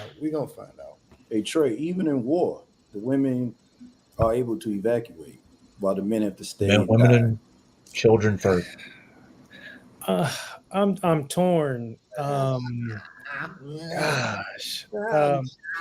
Several things, Anton. If you say that you think that I'm a feminist, I think that it's maybe because of like your own position. So maybe you're a misogynist. So maybe we have to counter that. What is the misogynist? I'm a C-student, so you got to explain it to me. An individual who sort of espouses prejudice toward women. So, like for example, when you said that or I'll paraphrase and probably poorly I at need that. Carrie here to define things for me. I think I heard you say that you would not vote for a woman because women are liars and deceitful. Does that sound fair? No, I said that I wouldn't vote for a woman because I inherently, as a man, as ordained by God, would never look for leadership from a woman. Perfectly fine. Perfectly fine. So if a white man said the exact same thing about a black person, that I would not look to a black person for leadership because of it's ordained by God, would we call that person racist? That's not ordained by God. Ordained by God. That's not in the scriptures. You're just making shit up. It's not. You can't compare and contrast. That's a There's dumb a lot point. of things that are in the Bible. So then fine. Well, apparently you ordained by haven't God. read it because that's not in there. You're right. So remove the scripture aspect. I'm right about you not reading it, or I'm right about it's not being in there. You can't you're remove right his about me premise. not The scripture is why he believes in what he believes. You Am I can't right remove about it. you not reading it, or am I right about it not being in there? You're right about me not reading it. Okay, so So- how can you speak on the word of God if you never read it before? I was just trying to paraphrase what you said. You shouldn't do that. You got to read it before you start to do that. You're gonna look stupid like that. You're right, and I look stupid. So carrying on. So you basically said, without the God part, is that you would not allow a woman, or you wouldn't be comfortable with a woman leading you because of the No, fact that's that not she's what I said. I said I would never choose for a woman to lead me. It's up to me to select it for myself. If I'm going to get a job and it's just so happen to be a woman boss, cool. I don't have no problem with that. But I am not going to handpick a woman to lead me in the highest office of the land. No, I'm not. Perfect. You So know, it's now, funny though. if a I think back into my last couple of years in the Army, I had women bosses because I was aviation. I got away with a lot because there's more. I had that protector. Even if they outranked me, my first sergeants and sergeant majors, if I had a female sergeant, I know what first sergeants are all females. But whenever they needed someone, as far as like to escort, it was always me. So maybe even the women leaders, not saying that they're bad, but when they look to somebody like me as a mentor and I'm under their pay grade, it's just weird. So I'm not saying women can't handle leadership positions. I think when it comes to enforcing, though, and it sounds bad, maybe the men are just the enforcers. Women can be leaders, so can men, but men more likely are the enforcers. Real men, not today's man. white person said the exact same thing about a black person, Mhm. would we Ladies, call am that I wrong? racist? No, I would say that's a preference. You say that's a preference? Yes. You can have whatever preference you want. I don't care what your thoughts are. What's the question again, Trey? You said that. So Anton just said that I don't think it's a one-for-one comparison, but just to answer your question, because I want to be direct. and I respect I your don't give answer. a fuck. No, that's fine. Yeah, I respect your answer, but Blackwell. So Anton said that Anton, I'm sorry, you said that you wouldn't I select. would never pick me Uh-huh. for a woman to be my leader. That's not Perfect. in me. Okay, so Blackwell, if you heard a white person say that they would never choose for a black person to be their leader, would you say that that is racist? That's we two can't different compare things. race and gender. I mean, that's two. Well, totally that's different what a things. comparison is sort of for, is to compare similarities and No, it's differences. not, because the foundation. I mean, not gender, race and Hold on, race and gender. My bad. The Yeah, we context can't- is my belief system, which is very similar to a lot of Middle Eastern men. It's very similar to a lot of men in general. Blackwell, Mm-hmm. he's That from Ghana. I'm the leader. Men by default are supposed to be the leaders. I'm not looking for a woman to lead me. That is ordained by Is God. that That is misogyny? not even. I'll take it. Is that masculinity? I'll take it. Is it toxic masculinity? I'll take it, because who actually knows the definition of toxic masculinity? If cocksuckers like goddamn Doug Emhoff, is supposed to be the poster boy for masculinity, then I guess I'm toxic. In just my opinion, that is the way that God has ordained for me based off of my belief system. So if you're talking about being human or looking at people as human, look, I don't care for people that is a part of the alphabet community as far as their lifestyle. However, I still recognize their humanity. I would never deny them an opportunity. I would never choose for them not to be able to get the job because of their lifestyle. That's their preference. I would prefer for them not to, promote that in the workplace. But at the same time, if somebody is good at what they do, I'm not going to deny you your humanity. Now, will I hang out with you? Oh, I just realized maybe it's because of my profession. I don't do the college settings. I'm not 21 years old. I don't get to travel the world as a speaker. I don't own a business. My job was to protect and fight. Maybe that's the difference. Absolutely not. But I'm not going to deny you. I'm not going to deny you your Yeah? You hungry? humanity. Hey, I agree with Anton. Hey, Trey, let me ask you a question. If right now, if all war was to come, I just want you to us, keep right? in mind, look at the way I am now and how I talk. It's the same person. But if I stop taking my meds, that's the person the military wants for a reason. Just keep that in mind. So maybe I am a toxic masculinity. But in a time of war, it's needed. Mm-hmm. See? You even Who agreed. you want fighting this war? Lakeisha, Brittany, and Sierra and them? You letting them get away. Or do you want you letting them get away? There's a reason Blackwell, women were because in support he tried to positions make in a the military. point, and you're actually bailing him out You put them in the infantry, because you're men not forcing him to stand on his argument of what men will worry more about their female counterpart than they will actually moving forward. Because it's just the way men are made. If a woman's hurt, protect the woman at all costs. Maybe that's just me. Maybe that's just the old world style. Maybe it's chivalry. Who cares? We need to go back to those days. That's why we've probably got fucking soft. Because men don't protect women anymore. And then women, they want to beat up men. And we're supposed to just take it. We fight back, we're cowards. he was trying to use. Blackwell, can you just shelve that for a second and make sure I answer your question? I promise I'll get back to you. I think my point remains, and it's substantiated. If you exhibit or espouse prejudice toward a group like you just did about women, that would be a sort of a misogynistic thought. What's the difference between prejudice and preference? Prejudice is prejudging. Preference would be something that you prefer. How am I judging them? Yeah. Because you're making the inference that they're inferior. Cool. And prejudging a woman is would I not also be misogynistic prejudiced? either. Would I also be prejudiced?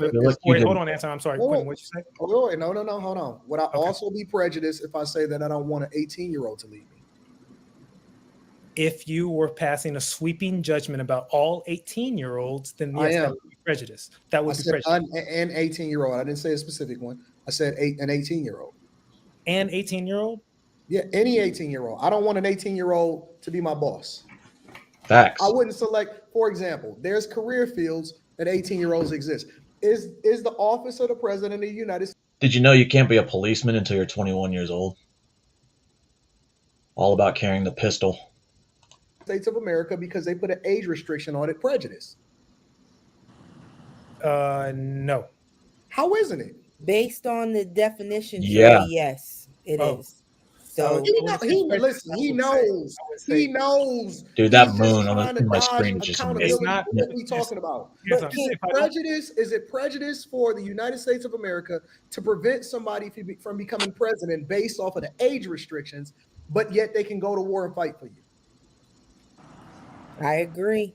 To my understanding, again, I've defined prejudice. I'm glad he brought that up. Did you know an 18-year-old in the Army, 18 and 20-year-old in the Army, they get in trouble if they get caught drinking? I mean, I wouldn't get them in trouble unless they came to work drunk or I had to go pick them up at the MP station. But you can be 18. You could have been by my side fighting with me in Afghanistan and Iraq, and we'd get back. Or 18, 19. and we couldn't go out in public and drink at the bars. You know, shit that typical Army units do when they get back, and then we go fight people in the whatever. It's stupid. That kind of rule is stupid. Hell, you can't buy cigarettes at 21. If you're in the military, it's still 21. Whatever the local law is or federal law, they stick by that. Like in Korea, you can drink at 20. In Germany, you can drink at 18. Prejudice for you is to prejudge. They have better touch with with us. Well, then again, in Germany, you can drink at 13 as long as it's beer. Prejudging. It's saying that a person that's 18, 19, 20, 21, 22, 23 years old is not capable of leading you and being the president of the United States of America and the commander-in-chief. But an 18-year-old can go to war and fight this country. So that's no. But hold on. He said it's not prejudice, though. No. I'm saying I'm agreeing with you, Anton. I get what you're saying, but I want him to substantiate his argument.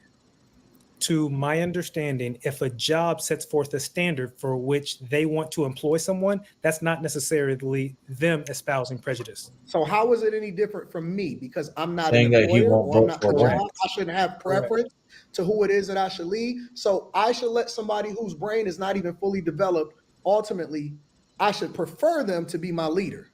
We aren't talking about the 18-year-old. You're moving the goalposts. We're talking about women. We use an 18-year-old as an example. No. Yeah, but we don't need to. It's the same thing. You said to prejudge. We all prejudge. I'm not going to let a 24-year-old be my prejudge all the time.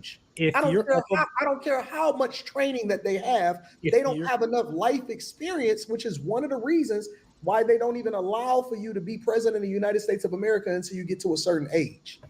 Perfectly fine. But if you're of a belief that a woman is inferior to you, I didn't say inferior. Why are you not fine with her? Why are you putting words in my mouth? Because you said you are not fine with her leading you. That's not what he said. Inferior? That's not at all what he said. He said he wouldn't pick a woman to lead him. If he had to vote and pick, he would not. You need to pay attention to what he's actually fucking saying, Trey. Stop being a little faggot ass simp. Even the girls on the panel are starting to fucking call you retarded. Listen, I think that women, similar to everybody else in society, are better suited and are naturally better at certain things than men are. It doesn't mean that she's inferior. It means that she's better suited for the role that God has made her for and ordained her for. What do you believe a woman is naturally better at? Nurturing. Yeah. And anything related to that, especially in the job roles. Support position. So women are more naturally suited to go into healthcare, whereas men are more naturally suited to go into STEM fields, which is why you see them incentivize women to go into STEM fields, because they say that it's not enough women. That's why they got Black Girls Code and all of this stuff. They have you shouldn't have to incentivize somebody to do something that they're naturally suited for.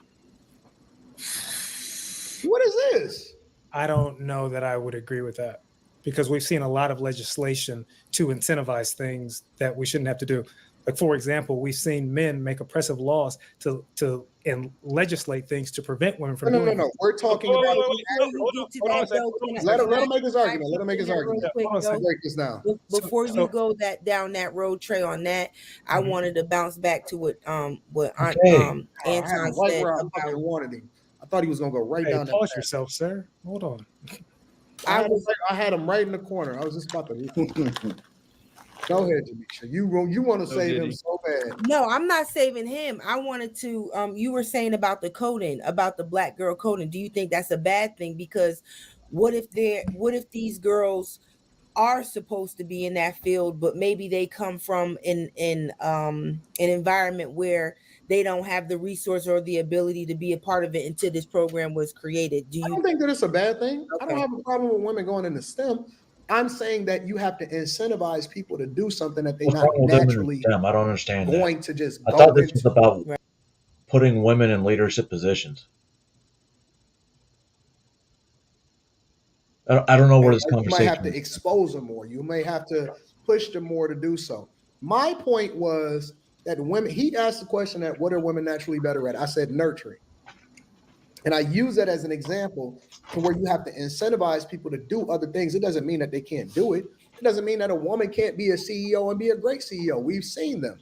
But I'm saying that they're not naturally suited to be leaders. You may have the anomaly. You may have a woman that is just as good or so on and so forth. But I'm not going to naturally seek that out. I'm not going to pick a woman personally to lead me, especially when we talking about being a commander in chief and the president of the United States of America. I'm not going to do that. What metrics do you think you could look to sort of ascertain whether someone is a good leader? What do you mean? It depends on what the role is, what the job is. It's a different leader for a CEO. It's a different leader for the church. It's a much different leader than the president of the United States of America. It depends on the context. How you doing today? Right. So would you think that typically the person who has on average has the higher IQ or EQ would typically be the better leader? No, because leadership is not just about how smart not you are. brains. Leadership. I didn't say that it was. Times the greatest leaders are not the ones that's the smartest in the room. I agree, but I didn't say that was the only thing, actually, but I don't you was think- waiting for him to put out the video where they put him in handcuffs. I was on Twitter X, and I saw him post a picture of him in handcuffs. So I'm waiting for that video. If you have it, you can put a link. You can't put a link.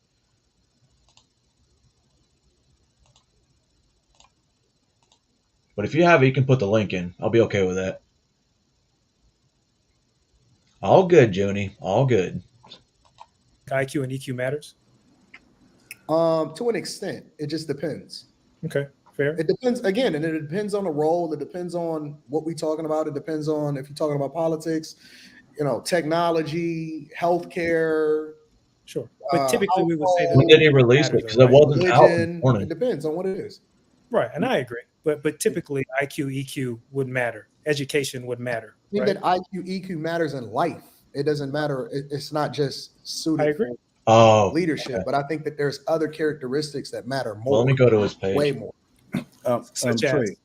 Oh, I'm sorry. I'm sorry. I've been avoiding you. So yes. No. Y'all go. I don't want to interrupt. There we go. So, what was your question? All right, I'm about done with that conversation. So let's go to Twitter.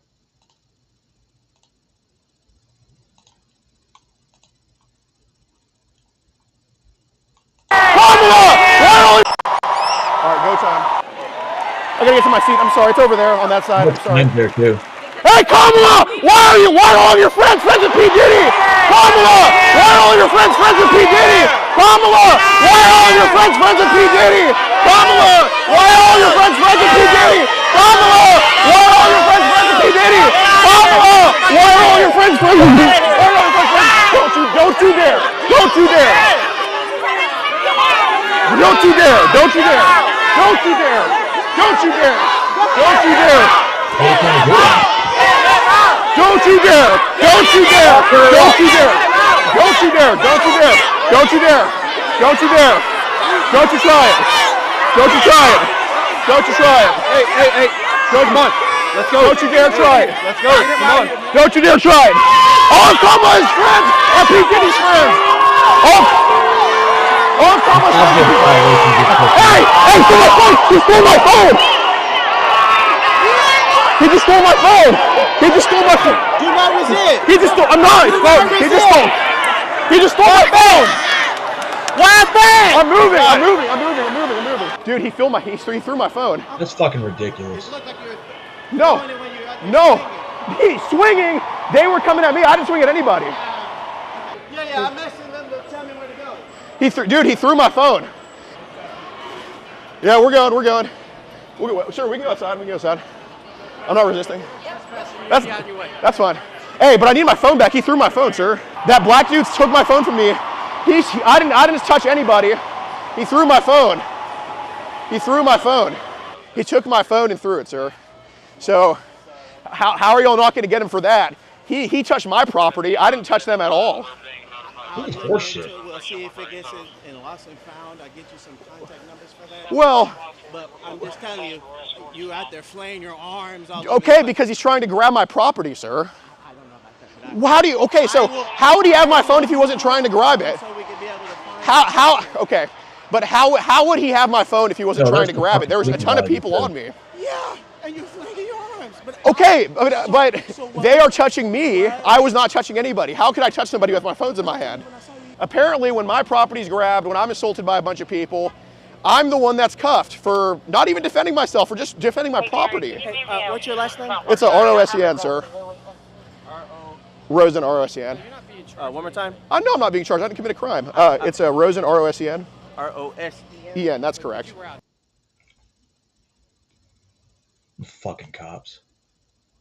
Fucking cock. Man. I gotta get to my seat. I'm sorry. It's over there on that side. I'm sorry. Hey, Kamala! Why are all of your friends me? Fucking insane, man. Oh. Uh-oh. Uh-oh. Let me put this on the big screen. I want everyone to see his face. Alex needs help finding this guy.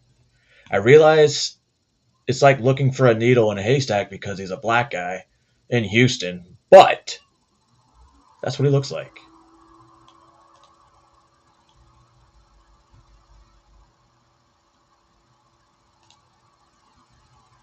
Yeah, this is what I saw this morning.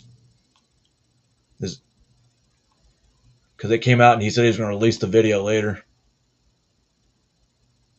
And that's it. All right.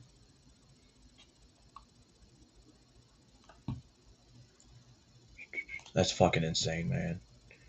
Well, we know he didn't get arrested. Just handcuffed, which is stupid.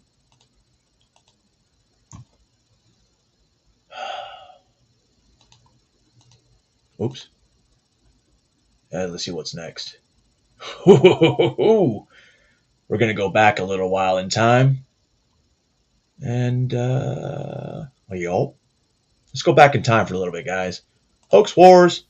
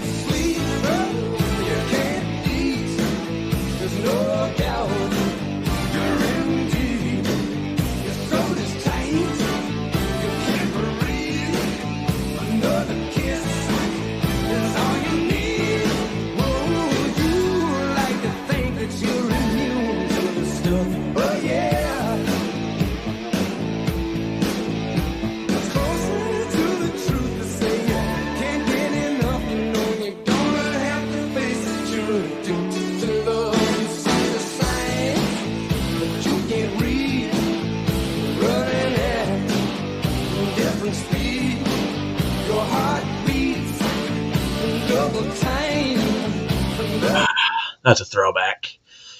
It was either that or the whatever his other fucking song was. I think this one just came up first when I was looking for videos. All right. So, let's talk about school shooters for a minute. What happens to school shooters when they aren't cowards and shoot themselves in the face like bitches? Take responsibility for actions and let the cops do it.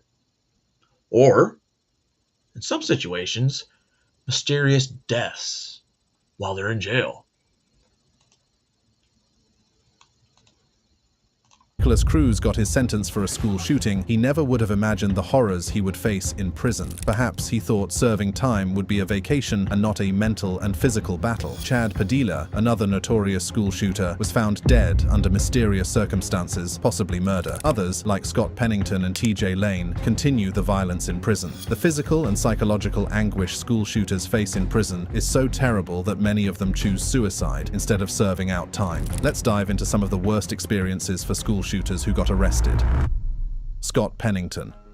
Scott Pennington, a 17-year-old senior at East Central High School in Hurley, Mississippi, carried out a devastating shooting on January 11, 1995. He killed 2 students and wounded 7 others using a .38 caliber revolver. Pennington's trial was highly emotional and intense, with the families of the victims demanding justice. He was ultimately sentenced to life in prison without parole. Scott Pennington's life behind bars has been a never-ending struggle for survival. He was taken to the Kentucky State Penitentiary in Eddyville. Before long, he became a target for violence and harassment from fellow inmates, but he isn't the kind of person to back down from a fight. In 2014, Pennington's situation took a turn for the worse. He was involved in a violent altercation with a contract food service employee at the prison, resulting in his placement in isolation. The isolation unit, meant to protect him from other inmates, became a source of psychological torment. He spent 23 hours a day in a small cell. The isolation took a devastating toll on Pennington's mental health. He began experiencing hallucinations, depression, and anxiety,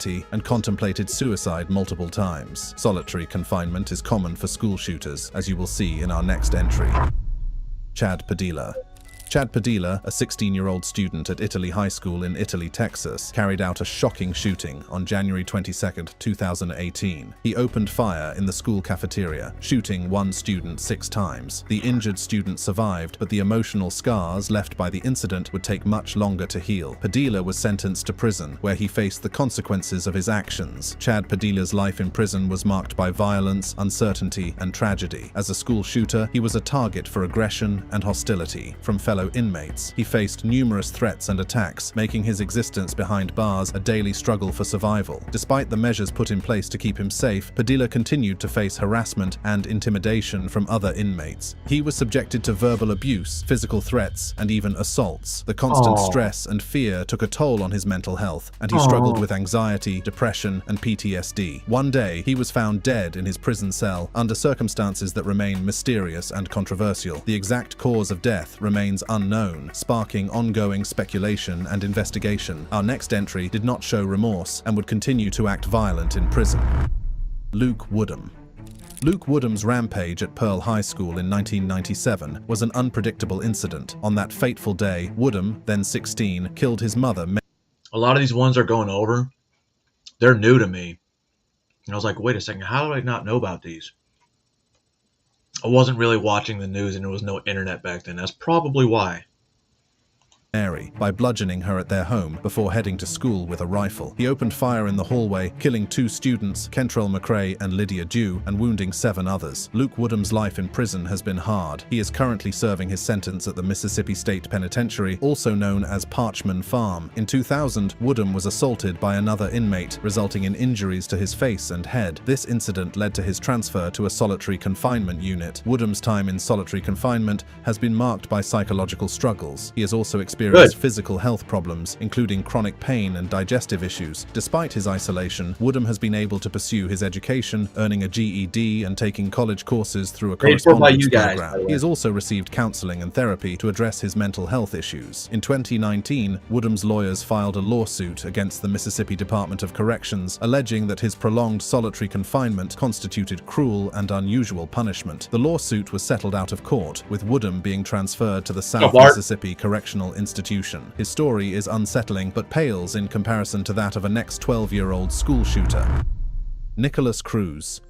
Nicholas Cruz, born on September 24, 1998, is one of the most notorious school shooters in recent history. On February 14, 2018, he perpetrated the devastating massacre at Marjory Stoneman Douglas High School in Parkland, Florida, killing 17 people and injuring 17 others. In 2022, Cruz was sentenced to life imprisonment without the possibility of parole. Cruz's journey through the criminal justice system has been a tumultuous one. Since his transfer to a maximum security facility, Cruz's life has become even more isolated. He spends most of his time in solitary confinement, with only 1 hour daily for exercise and limited interaction with other prisoners. Prior to the shooting, Cruz had behavioral issues and was a member of the Junior Reserve Officers Training Corps and the school's varsity air rifle team. He was a student at Marjory Stoneman Douglas High School, the very place where he would eventually carry out the tragic attack. Cruz's mental health has been a significant concern throughout his incarceration. He struggled with depression, anxiety, and attention deficit hyperactivity disorder, which have been exacerbated by his isolation and the constant. Let's see, his mental health over the people he killed. You give a fuck about his mental health.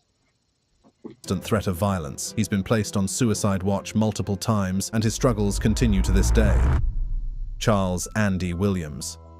Charles Andy Williams, a 15-year-old student at Santana High School in Santee, California, carried out a devastating school shooting on March 5, 2001. Williams, who was reportedly tired of being bullied, killed 2 students, Brian Zucker and Randy Gordon, and injured 13 others. In the weeks leading up to the shooting, Williams had attempted to seek help from a school counselor, but was told to return to class due to a full office. He told a school security guard that he was going to bring a gun to campus, but these claims have not been substantiated by evidence. On the day of the shooting, Williams brought an 8-shot 22 caliber Arminius HW7 revolver to school and began firing in the hallway and courtyard. The shooting lasted approximately 15 minutes, with Williams firing multiple shots before being subdued by a school security guard. Williams was arrested and later sentenced to 50 years to life in prison. According to reports, Williams has been serving his sentence at the Richard J. Donovan Correctional Facility in San Diego, California. While in prison, Williams has been involved in several altercations with other inmates and has spent time in solitary confinement.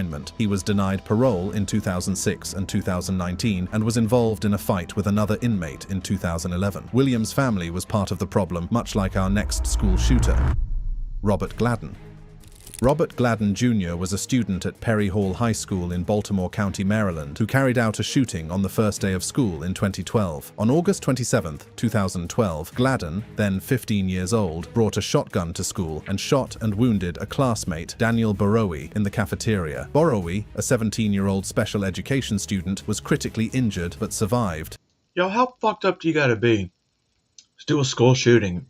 And what do? You go fucking find a retard. Shoot the retard.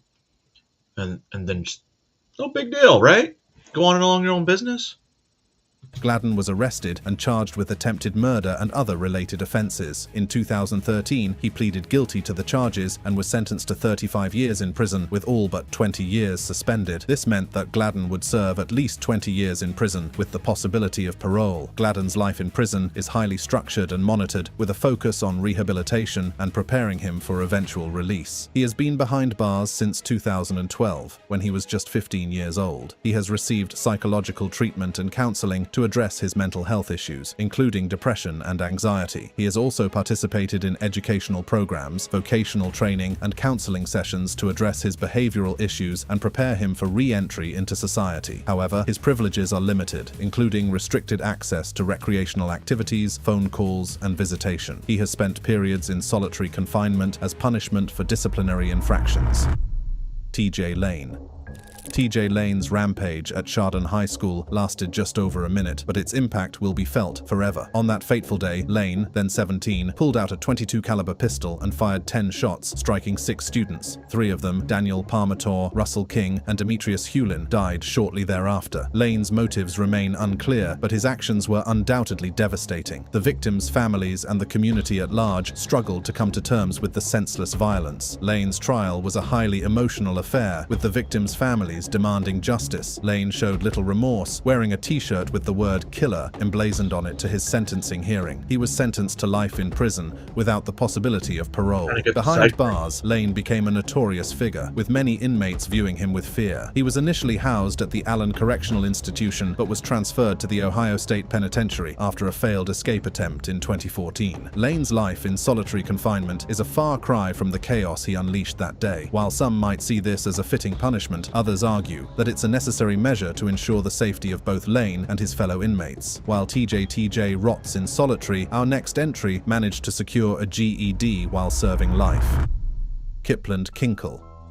On May 20th, 1998, a tragedy shook the small town of Springfield, Oregon. Kipland Kip Philip Kinkle, a 15-year-old freshman at Thurston High School, carried out a devastating massacre that would leave a lasting impact on the community. The events leading up to the massacre began when Kinkle was suspended from school after being found with a stolen handgun in his locker. His parents, William and Faith Kinkle, were notified, and his father took him home, warning him that he would be sent to military school if his behavior didn't improve. Later that day, Kinkle My parents used to threaten me with that all the time. I always called their bluff. They would just beat the shit out of me after that. Shot and killed his parents at their home. The next day, Kinkle arrived at school armed with a semi-automatic rifle and 2 handguns. In the cafeteria, he opened fire on his classmates, killing 2 students, Ben Walker and Mikael Nikolausen, and injuring 25 others. He was eventually subdued by fellow students and arrested. Kinkle was sentenced to 111 years in prison without parole. Kip Kinkle, now 39, has spent the last 22 years trapped behind the cold walls of the Oregon State Correctional Institution in Salem. His life has been a never-ending cycle of solitude, confined to a tiny cell for 23 out of 24 hours a day. If you think this story is heartbreaking, wait till you see all the other names on our list. Michael Carneal. On December 1st, 1997, 14-year-old Michael Carneal opened fire on a group of students at Heath High School in West Paducah, Kentucky, killing 3 and injuring 5. Carneal was arrested and brought to trial, where he was sentenced to life in prison without parole. Michael Carneal's life in prison has been a never-ending struggle for survival. As a child killer and school shooter, he's been a target for violence and abuse from fellow inmates. He's faced relentless physical assaults, beatings, and threats. The psychological torment has been equally unending, with constant harassment and intimidation. The prison environment is harsh, and word gets around quickly. He has spent years in solitary confinement, isolated from the general population for his own safety. But even that hasn't been a refuge. He's faced constant noise, darkness, and claustrophobia, with limited access to basic amenities. The isolation has taken a toll on his mental health, with reports of depression, anxiety, and suicidal thoughts. After serving 25 years, Carneal requested parole, citing the violence and abuse he suffered in prison. The parole board denied his request, and Carneal was returned to prison to continue serving his life sentence. The only thing he has going for him is the fact that he is still alive. Most shooters killed themselves. Alex Freeball. Alex Freeball was a 16-year-old student at Franklin Regional High School in Murraysville, Pennsylvania, who carried out a mass stabbing attack on April 9, 2014. Armed with a pair of 8-inch kitchen knives, Freeball stabbed and slashed 20 students and a security guard, leaving 4 students with life-threatening injuries. Fortunately, all the victims survived. Freeball was arrested and charged with attempted homicide, aggravated assault, and other related offenses. In 2017, he pleaded guilty to the charges and was sentenced to 23.5 to 60 years in prison. His life is a far cry from the freedom and possibilities he once knew. Behind bars, Freeball's days are filled with the reality of his actions. He is surrounded by the cold walls of his cell, a constant reminder of the harm he inflicted on his classmates. Despite the gravity of his crime, Freeball is receiving the help he needs to address the underlying issues that led him down this path. He is engaged in regular counseling sessions and therapy groups, working to confront his depression, anxiety, and personality disorders. But rehabilitation comes with a price. Freeball's privileges are limited, and his every move is closely supervised by corrections officers. As the years pass, Freeball will have ample time to reflect on his actions and the lives he forever changed. Dylann Roof.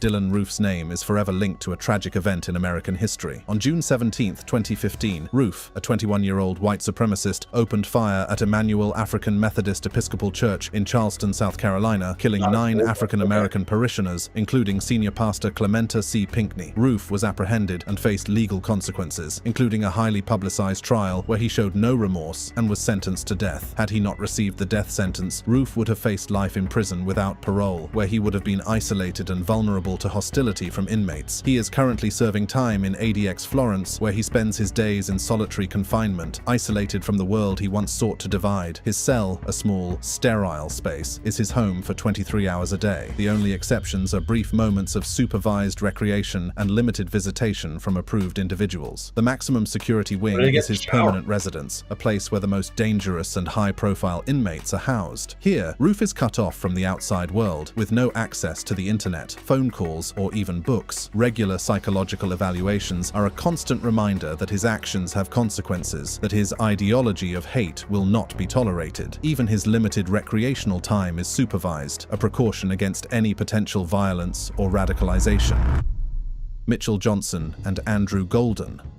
On March 24, 1998, Mitchell Johnson, 13, and Andrew Golden, 11, perpetrated the devastating Westside Middle School shooting in Jonesboro, Arkansas. The two boys, who were reportedly motivated by a desire for notoriety, pulled a fire alarm and then opened fire on students and teachers as they evacuated the building. The tragic attack resulted in the deaths of 4 students and 1 teacher, with 10 others injured. The young ages of the perpetrators and the premeditated nature of their crimes were shocking. The boys were arrested and held in juvenile detention facilities, where they awaited trial. Given their ages, Johnson and Golden were tried as juveniles, and the court handed down the maximum sentence allowed under Arkansas law at the time, confinement until they turned 21. Mitchell Johnson was released from the Arkansas Juvenile Assessment and Treatment Center in August 2005, while Andrew Golden was released in May 2007. Upon their release, both boys were placed on supervised probation and were prohibited from contacting the victims' families or each other. However, Johnson's life after release was marked by further legal troubles. In January 2007, he was arrested for possession of a firearm and marijuana, leading to a 4-year sentence in federal prison. Additional charges for theft and possession of a controlled substance in 2008 resulted in further incarceration. Jalen Freiberg. On October 24, 2014, Jalen Freiberg, a 15-year-old freshman at Marysville Pilchuck High School in Washington, carried out a devastating shooting in the school cafeteria. Jalen had planned the attack in advance, inviting his friends to lunch before pulling out a Beretta handgun and opening fire. He shot 7 students, killing 4, Zoe Galasso, Gia Soriano, Shaylee, Chuckle Naskett, and Andrew Freiberg, his cousin. 3 others were wounded: Karen Parks, his cousin, Nate Hatch, and Carmen Reyes. As police responded to the scene, Jalen took his own life with a self-inflicted gunshot wound. The victims included 2 of his cousins, Andrew Freiberg and Karen Parks, who were among those killed. Karen had tried to intervene, attempting to calm Jalen down before he began shooting. In the aftermath of the tragedy, authorities investigated how Jalen Freiberg had obtained the weapon used in the shooting. The investigation led to the arrest and conviction of Jalen's father, Raymond Freiberg, in 2015. Raymond was found guilty of illegally purchasing and possessing the gun used in the shooting, as well as additional firearm-related offenses. He learned a hard lesson, unlike our next shooter, who continued his violence even in prison. Jose Reyes. Jose Reyes, a 12-year-old 7th grader, opened fire at Sparks Middle School in Nevada on October 21, 2013. He shot and killed a teacher, Michael Lansbury, and injured 2 students before taking his own life. Reyes used a semi-automatic handgun he had taken from his parents' home. He initially shot a student in the shoulder, then killed Lansbury, who was trying to intervene. He then shot another student in the abdomen before turning the gun on himself. The shooting lasted only a few minutes, and Reyes fired 6 shots in total. After learning about the shooting at Sparks Middle School, Liliana Reyes, his mother, noticed that the cereal boxes in the kitchen cupboard had been moved, suggesting that her son had accessed the family's guns. She called her husband to alert him to the situation. Later, police found 2 notes written by Jose in a spiral notebook inside his backpack that provided some insight into his motives. The incident was one of the first school shootings in the United States involving a student as young as 12. Had he not ended it all, he would have faced a hard life in prison due to his age and vulnerability. This story brings us to our next entry: The Angel of Death. Jeffrey Weiss. On March 21, 2005, the community of Red Lake, Minnesota was forever changed when 16-year-old Jeffrey Weiss carried out one of the deadliest school shootings in American history at Red Lake High School. Weiss, who had struggled with tragedy and turmoil throughout his life, killed several people. Weiss's troubled upbringing included the loss of his father to suicide 4 years earlier and his mother to a car accident that left her with severe brain damage. He was raised by his grandfather, a tribal police officer, and his grandfather's girlfriend, whom he killed along with his grandfather before heading to the school. Weiss had a history of disciplinary issues and was known for drawing skulls and swastikas, expressing admiration for Hitler and calling himself the Angel of Death. At the school, Weiss targeted students and staff, killing and injuring many before engaging in a shootout with police. He eventually took his own life in a classroom. In total, Weiss killed 9 people and wounded 7 before taking his own life. The lives lost included his grandfather, his grandfather's girlfriend, a security guard, a Native American, a white supremacist, a teacher, and 5 students. Some believed death was a mercy for him compared to the mental and physical anguish he would have faced in prison had he lived. Eric Harris and Dylan Klebold. On April 20th, 1999, Eric Harris and Dylan Klebold, two seniors at Columbine High School in Littleton, Colorado, carried out a devastating attack. They killed 13 people, injured 24 others, and then took their own lives by suicide. Harris, 18, and Klebold, 17, had planned the attack for over a year, using firearms, explosives, and incendiary devices. They targeted their peers and teachers, causing widespread destruction and chaos. The attack lasted approximately 49 minutes, ending with the pair's suicides in the library. For the families of the 13 who lost their lives, the pain and grief were unbearable. They struggled to come to terms with the senseless loss of their loved ones, and many turned to the legal system in search of justice. Mark Maines, the individual who sold a gun to Eric Harris and purchased ammunition for him, was sentenced to 6 years in prison for his role in enabling the tragedy. Philip Duran, who introduced Harris and Klebold to Manes, also faced prison time, where they probably suffered unimaginable horrors. Eric Harris and Dylan Klebold will forever be remembered as mass murderers, just like our next entry, who killed 32 people. Seung Hui Cho. Seung Hui Cho, a 23-year-old senior at Virginia Tech, carried out one of the most devastating mass shootings in modern American history on April 16, 2007. In a span of just a few hours, Cho took the lives of 32 people, injured 17 others, and forever scarred the community of Blacksburg, Virginia. The attack was meticulously planned and executed, with Cho targeting 2 specific locations on campus. He first killed 2 students in a dorm room, then moved on to a nearby classroom building where he took the lives of 30 more people. The police were able to identify Cho through fingerprints left on the weapons used in the attack. In the aftermath of the tragedy, a manifesto and videos sent by Cho to NBC News revealed the depth of his anger and resentment. His writings spoke of a desire for revenge against a world he felt had wronged him, and a need for infamy and notoriety. If Cho had survived the attack, he would have faced life in prison without parole. Instead, Cho took his own life as the police closed in, leaving... That's interesting. You learn something new every day. Leaving behind a trail of devastation and heartbreak that would be felt for years to come. Adam Lanza. Adam Lanza, 20, carried out the tragic Sandy Hook Elementary School shooting on December 14, 2012 in Newtown, Connecticut. He fatally shot 20 children and 6 adult staff members before taking his own life. Prior to the school shooting, Lanza killed his mother, Nancy Lanza, at their home. He then took her legally purchased firearms, including a Bushmaster XM15 E2S rifle, and went to the school, where he carried out the devastating attack. Lanza's actions that day were the culmination of a complex and troubled history. He had It's weird. Struggled with mental health issues, including anxiety, depression, and obsessive-compulsive disorder, and had become increasingly withdrawn and isolated in the years leading up to the shooting. Lanza's motives for the shooting remain unclear, but it is evident that his struggles with mental health and his obsession with violence ultimately led to the tragic events at Sandy Hook Elementary School. The act was especially gruesome because 20 of his victims were below 7 years. If he hadn't... And they tore the school down before did any investigations. Taken his life, other inmates would probably have killed him in prison, seeking justice for those he murdered in cold blood. Christopher Harper Mercer.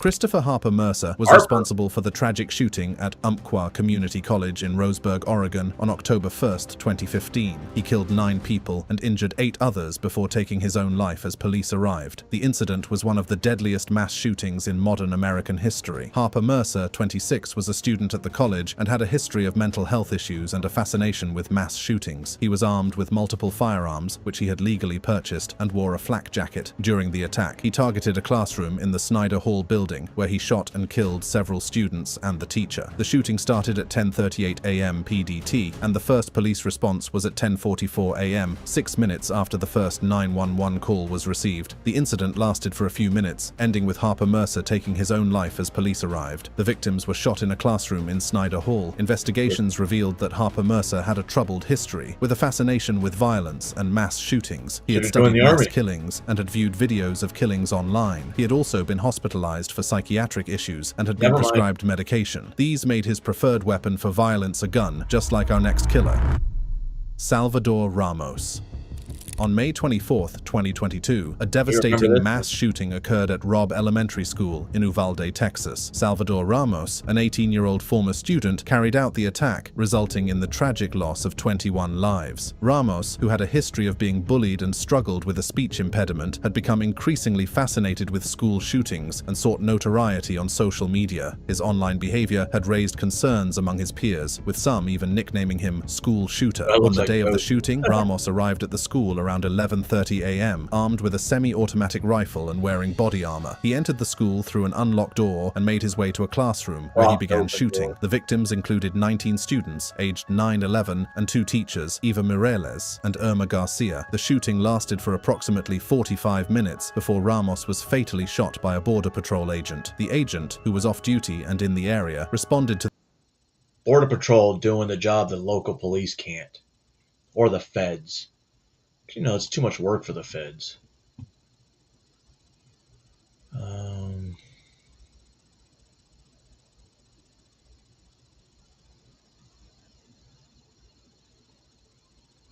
The viewer familiar with. Undercover journalist poses minors online.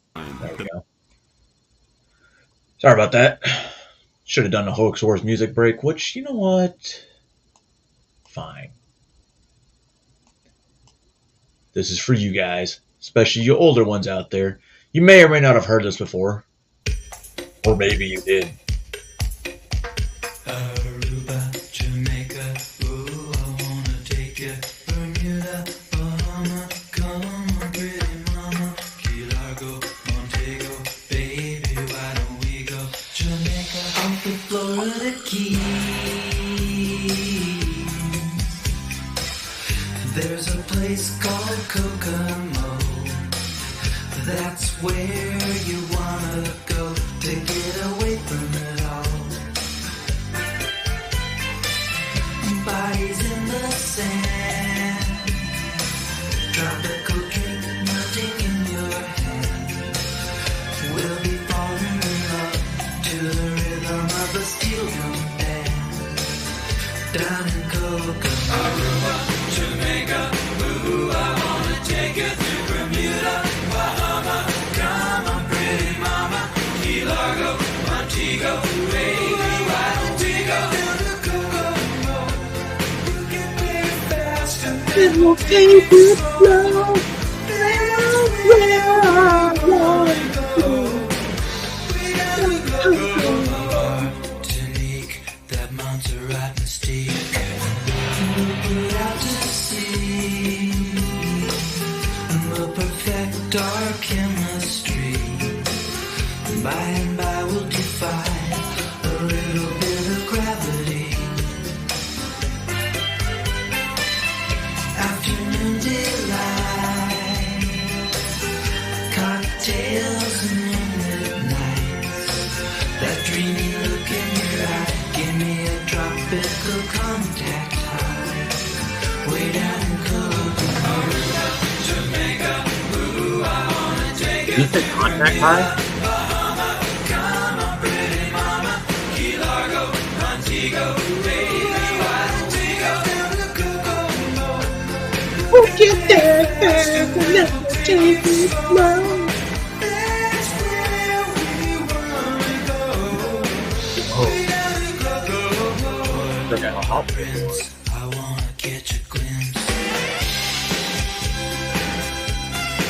Back to the beach, guys. Come on.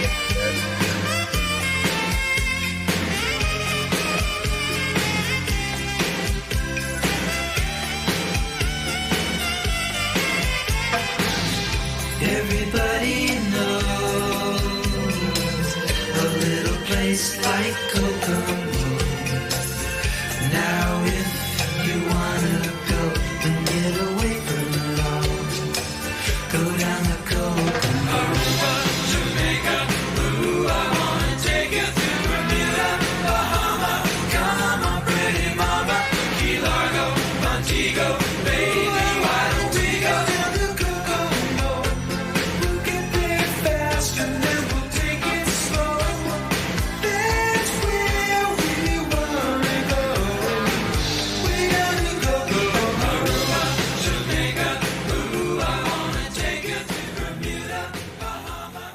How was that one for a good flashback? The viewer familiar I'm telling with. you, man, I love going through content. The moment of truth. And for some reason, I was like looking through stuff, and I was actually only looking for a Kid Rock song, which I played. I think I played. Whatever now. And then I was like, holy shit, they've got a bunch more videos, and they're like remastered videos. So I think it's beating the censors, or the copyrights, which is pretty fucking cool. But they got a bunch of the videos, and since Dom's here, I should have played the other one. I'm gonna be a star. Because stars don't fall out of the sky, do they? Do they, Dom?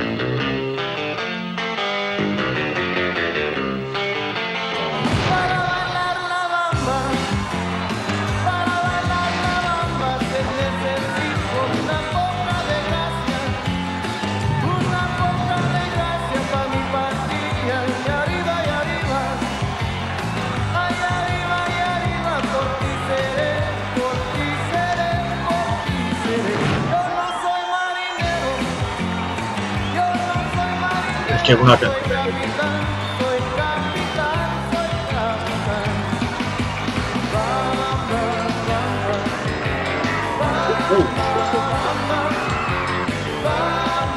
The viewer familiar with. Undercover journalist. The Moment of Truth was a TV show. Yo, this one. The American Holy shit. This one's fucking insane, and this was on TV.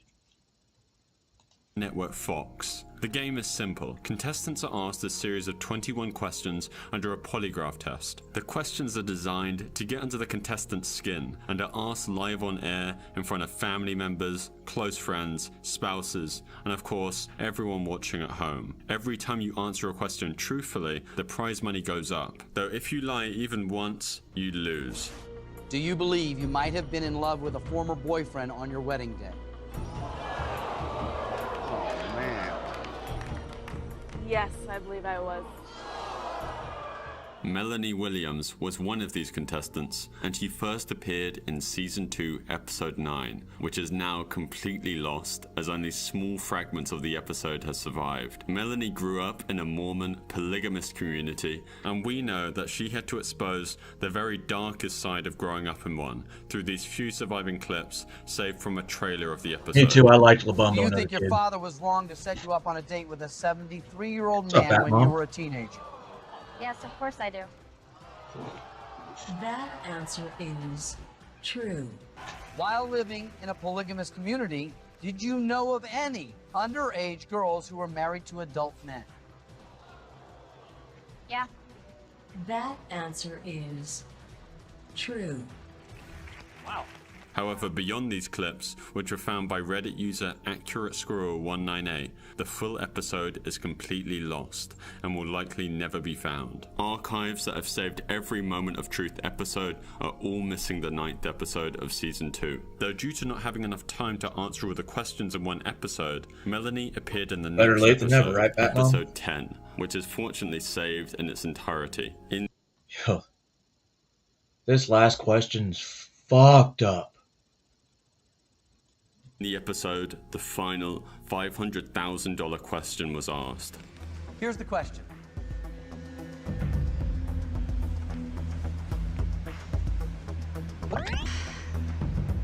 I'm gonna do it for my dad.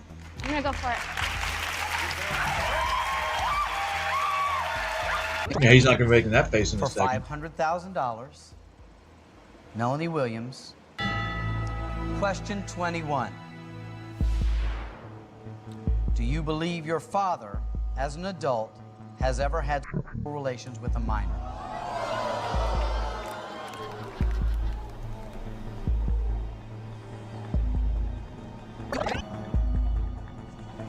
Yes. That answer is true. We might never know why episode 9 has been lost, and we'll probably never find out exactly what questions Melanie had to answer. Though due to literally having your daughter accuse you of being a criminal, her dad was asked to clarify the allegation. I'm not sure when I did this, I knew what a minor was. That was a long time ago. Okay. Wife number 2 was 17. She had just gotten out of high school. She was her senior year. She was 17. And her father, asked me to marry her and had the thing all set up, and that was the religion I believed in, so I did. I married her. Later, in 2011, Melanie Williams would make a blog post, The Confessions of a Polygamous Girl Growing Up in a Strict FLDS Community, FLDS being the offshoot of Mormonism that Melanie grew up in. I'll just read to you now a very small fragment that accuses her father of lying about his wife not being 17, but even younger. I'm writing this blog to explain why I chose to go on the horrible show Moment of Truth. I grew up in a very strict, closed, and secretive polygamous community. Women are not allowed to speak up and tell the truth, and if we do, we are told that we are traitors and will burn in hell. They believe that they are justified because Abraham in the Bible had more than one wife, and he was considered a great man of God. I wanted to go on the lie detector and be a voice for the young girls who are pressured to be married before they figure out who they are. My dad lied on the show about his fourth wife, Joy, who was 14 when she was told to marry my dad. My dad once told me that women are referred to as sheep in the Bible and should be treated as sheep. This made me sick to my stomach, because why would God create women to be human with a brain and intelligence? You're hot and in college. You can get all the guys you want. Fucked up, right? Why me? To me, you're hot. Why?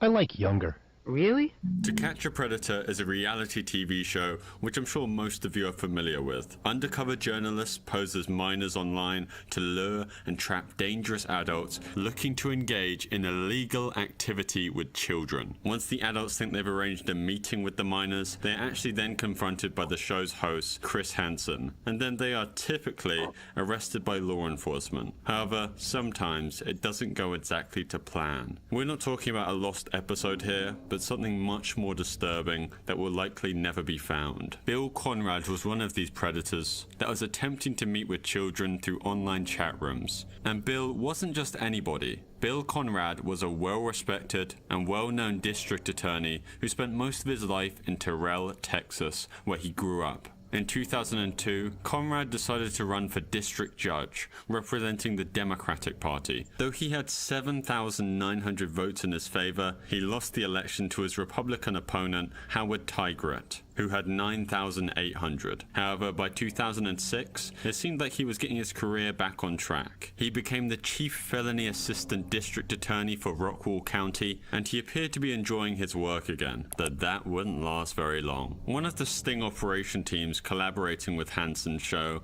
was called Perverted Justice, and they would set up accounts on AOL and MySpace, posing as children and young teens, and they would be quite successful, capturing multiple would-be predators during their time, as older men would often message and engage with all the fake trap accounts, with INXS00, a 19-year-old college student, being one of these predators. Our 19-year-old, who was actually in fact Conrad, started a conversation with a 13-year-old male decoy simply called Luke. The conversation quickly became extremely graphic and explicit, with Conrad sharing very specific photographs of himself with Luke. The chat messages then devolved into plans for the two to meet, and Conrad expressing his desire to take more photographs with Luke involved. They would then have a conversation over the phone, with an actor posing as Luke helping to arrange a meeting between the two. Though on the day that Conrad had planned to actually meet the boy, his sister, Patricia, arrived at his house unexpectedly, completely stopping him from going. Then, soon after, all went cold. Conrad deleted his MySpace account,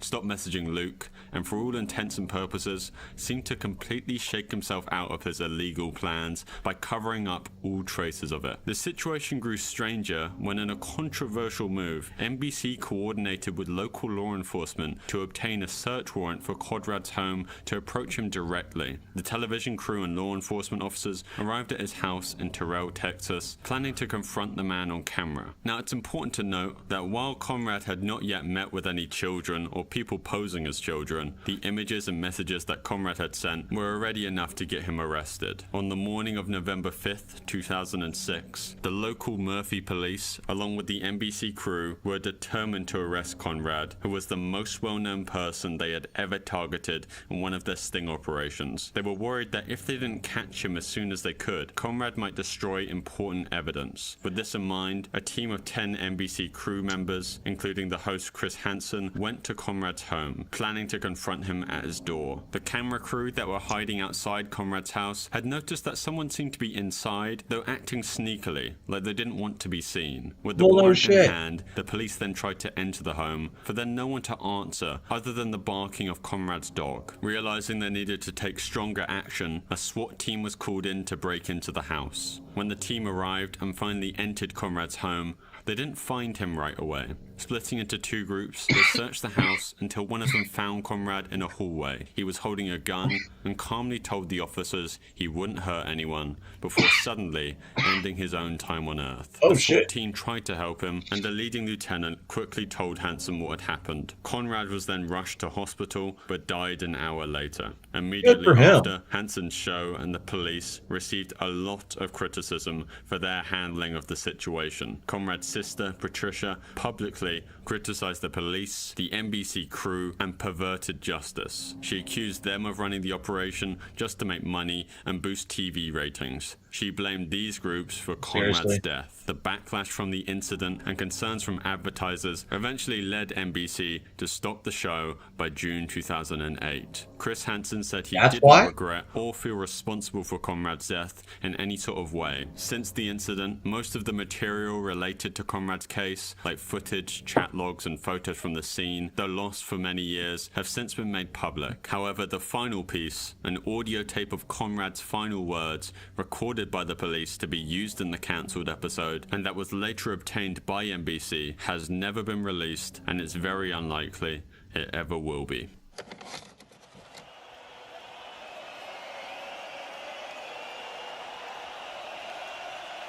Oh, I thought they were going to play the fucking audio.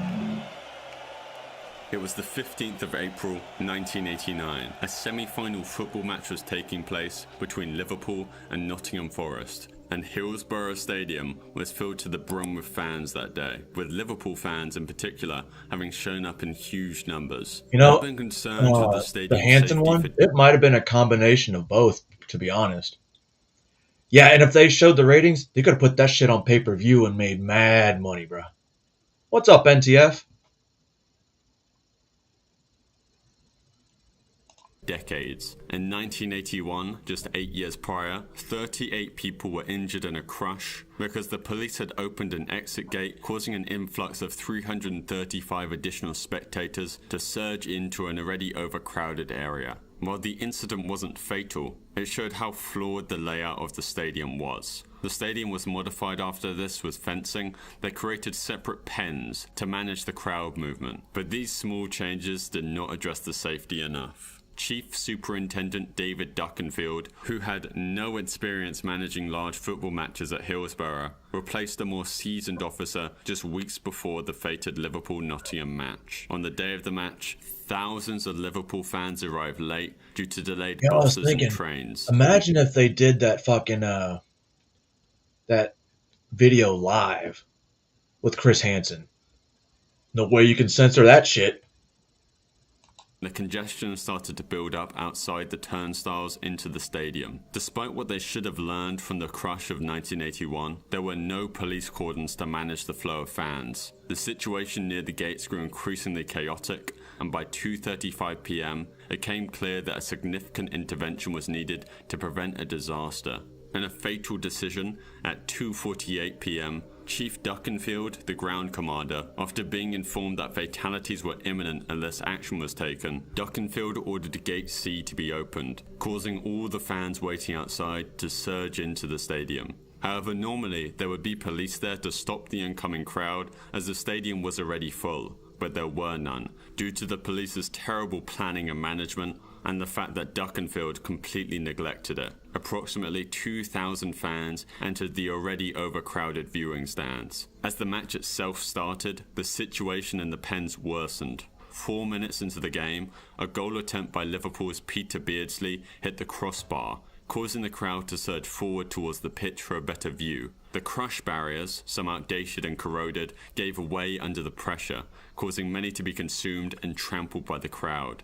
It wasn't realized quite what was happening until it was already too late. The emergency response was disorganized, chaotic, and delayed. Ambulances were slow to reach the scene, and some police officers mistook Why you do fans mass trying to casualty escape the exercises? crush for pitch invaders, pushing them back into the dangerous areas where some of them were then killed by the crush. All in all, 94 fans lost their lives that day, with an additional 766 people. Oh, these are videos of lost media. I guess so they don't want people to see what really happened, or it was just too gruesome. Being injured. 3 more people would die due to complications after, with 14-year-old Lee Nicole passing away later in hospital, and Tony Bland and Andrew Devine both being put into vegetative states due to being suffocated so long in the crowd. Andrew would eventually regain consciousness and live for another 32 years after being told by the doctors that he would live a maximum of 6 months. Though for the rest of his life, he had to communicate through a special device as he could no longer speak or move properly. The match was stopped at 3:05 p.m, but by then, the damage had already been done. Right after the disaster, the South Yorkshire Police, led by Chief Duckenfield, started misleading the public by blaming the fans. Duckenfield lied and claimed that the fans had forced their way through Gate C without tickets, and not that he had mandated the gate to be opened. Duckenfield's lie was then spread to the newspapers and television stations. The Sun newspaper, which ran a headline, "The Truth," falsely accused the Liverpool fans of being drunk and violent, which ultimately caused the disaster. Though there should have been a golden bullet to stop all the false narratives. Hillsborough was unique in the fact that it was one of the most surveilled stadiums in England. Managed by Roger Holdsworth, the surveillance system included 20 cameras that were active that day, controlled by the club, focused mainly on the gates and car parks, as well as 5 more police-operated cameras that covered the broader areas inside and outside the stadium. Those cameras could have captured the failures of the police and showed that there was no forcing into the stadium. However, Police Camera 5, that could have provided crucial information, mysteriously didn't save any footage of the disaster.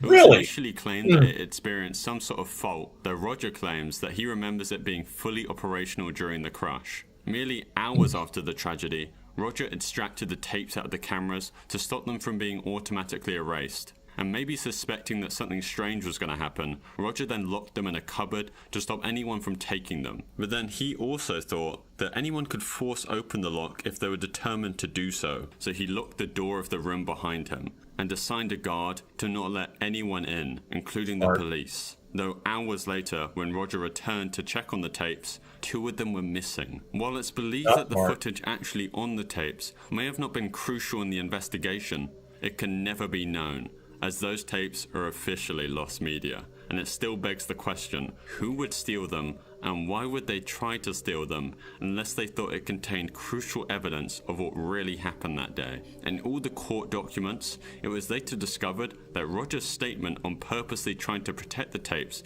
had been changed and cut out, so in the official police reports, it's never even implied that he did lock them away in a cupboard, and they report that they somewhat randomly went missing, which I think definitely points to a police cover-up of whatever was on those tapes.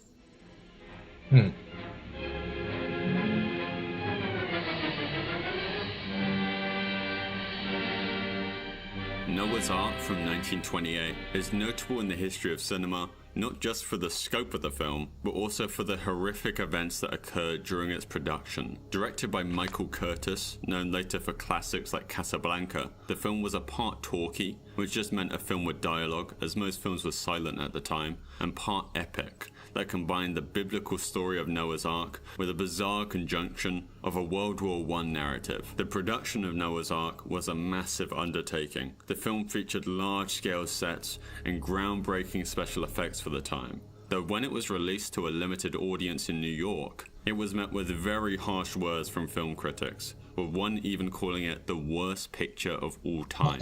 And it was likely for good reason, as firstly, the film was just very long and quite boring, so for the wider release, they decided to cut out 35 minutes of the film. Keep that in mind. The true highlight of the film should have been the epic flood sent down by God to drown out the entire world. I mean, how would they pull that off in a 1928 film? Well, the ambition of the film was matched by its budget, making it one of the most expensive productions of the era.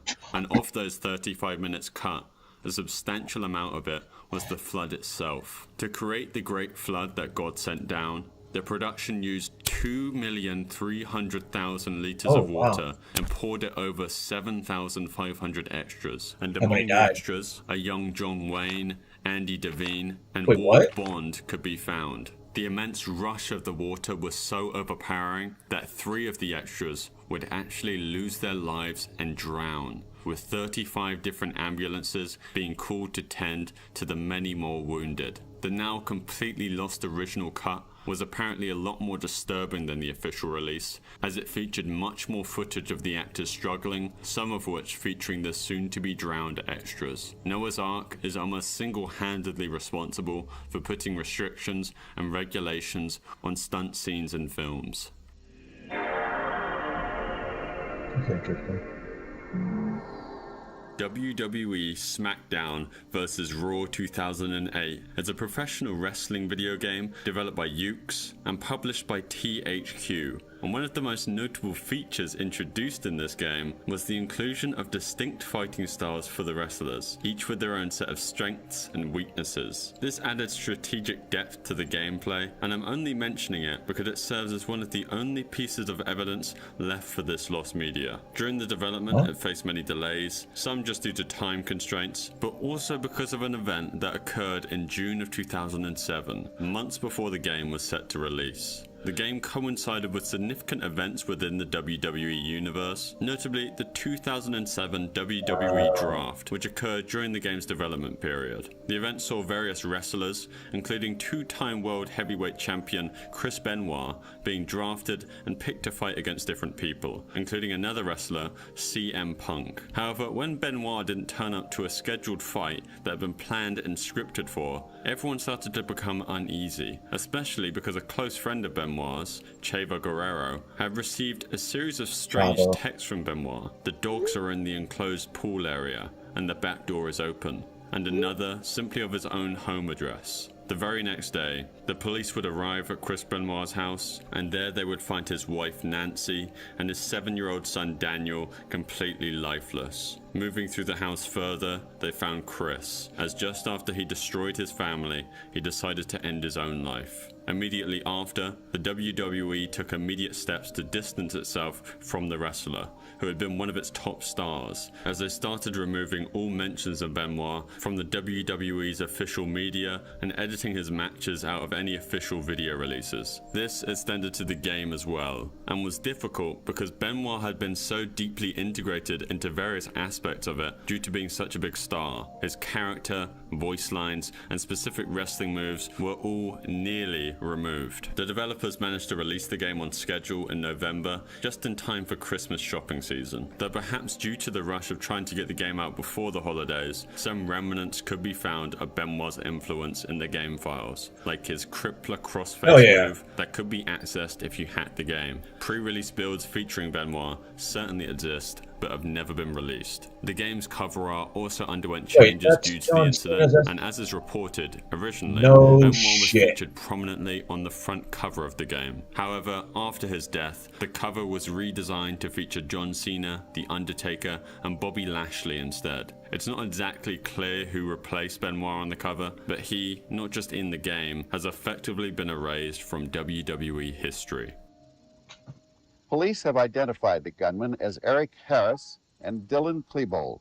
They apparently belonged to a clique of outcasts in the high school called the Trenchcoat Mafia. Eric Harris and Dylan Klebold were the two perpetrators involved on the attack on Columbine High School, which ended up being one of the worst in modern American history. The news at the time tried to shift the blame onto a lot of different things, like Marilyn Manson and I went to his music, concerts as when I well was as in high video school. I didn't games, shoot it up. being specific, the game Doom. Now, we I played that briefly too. touched on this on my disturbing video game iceberg, but Eric was not just a fan of the first-person shooter, but he also enjoyed making custom maps for the game. Most of these maps are already widely shared and playable today, with most of them being boring, empty levels without really anything interesting about them other than their author. In the notes of one of his maps that are still playable to this day, Bricks.wad, he thanks his friend Dylan for helping him playtest the map for any flaws. UACLabs.wad is the most infamous of these maps. It was made in 1996, 3 years before the attack, and is thought to be modeled after the Doom school 2, itself. one of my It is favorite the games only in one of the, his in the maps early that has 90s. enemies in it,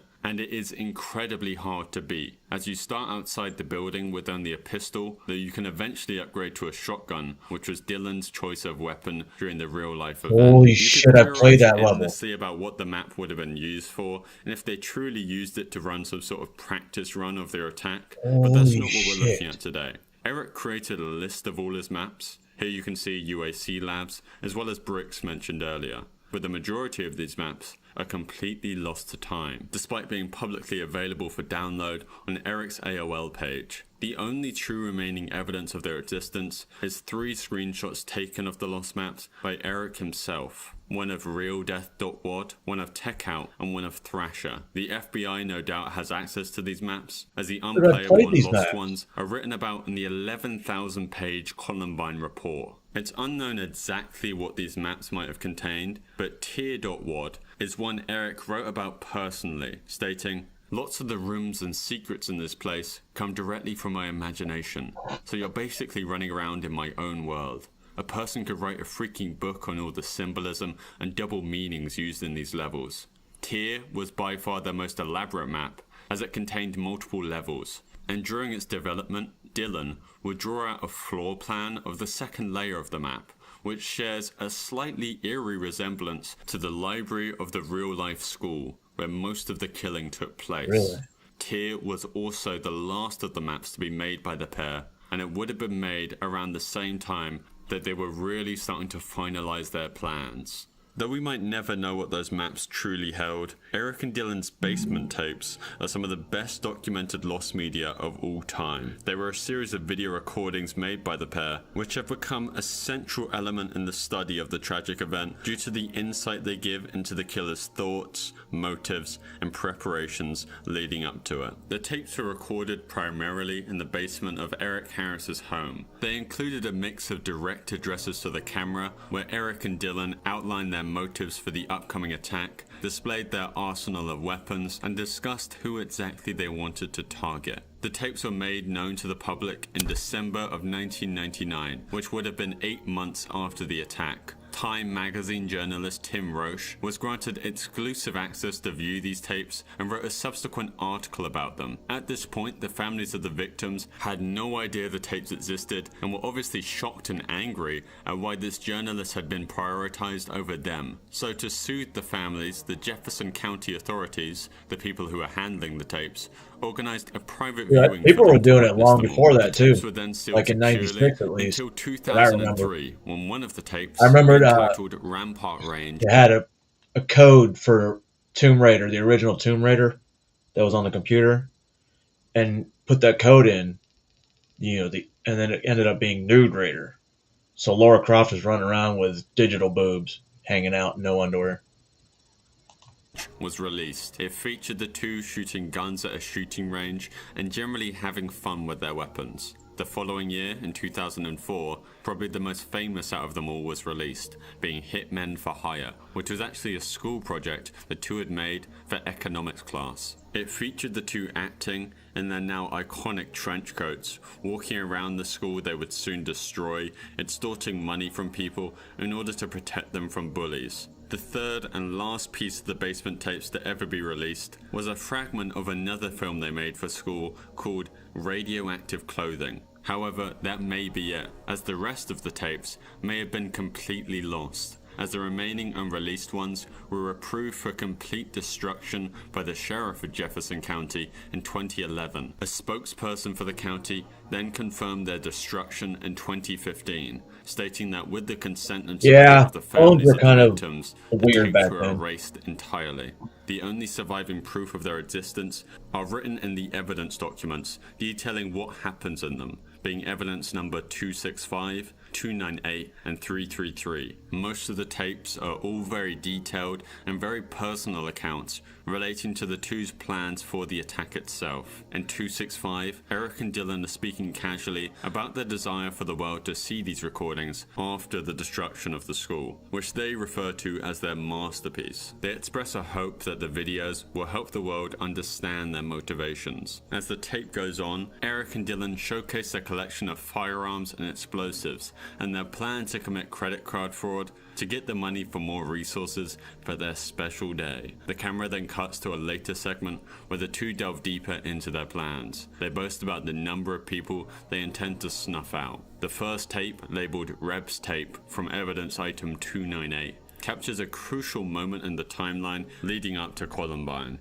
with Eric and Dylan documenting their final preparations. The first tape begins with them in a car, setting the stage for their final errands of the attack. Eric, using his nickname Reb, narrates that they are on their way to acquire the last pieces of their arsenal. The tape then cuts to a more intimate moment with Eric alone. He addresses his family directly, offering apologies for the pain he knows he will cause, emphasizing the fact that they are not to blame for his actions. He then shows off his journal, referring to it as the writings of God, which shows quite how delusional Eric was as he flips through the pages filled with ideological statements and drawings, a lot of them related to the video game Doom, which I'm sure, as you already know, had a definite influence on his and Dylan's imaginations and planning. The second, less intense tape included in evidence 298 contains casual footage of Eric and Dylan and two other peers, likely captured during another school project.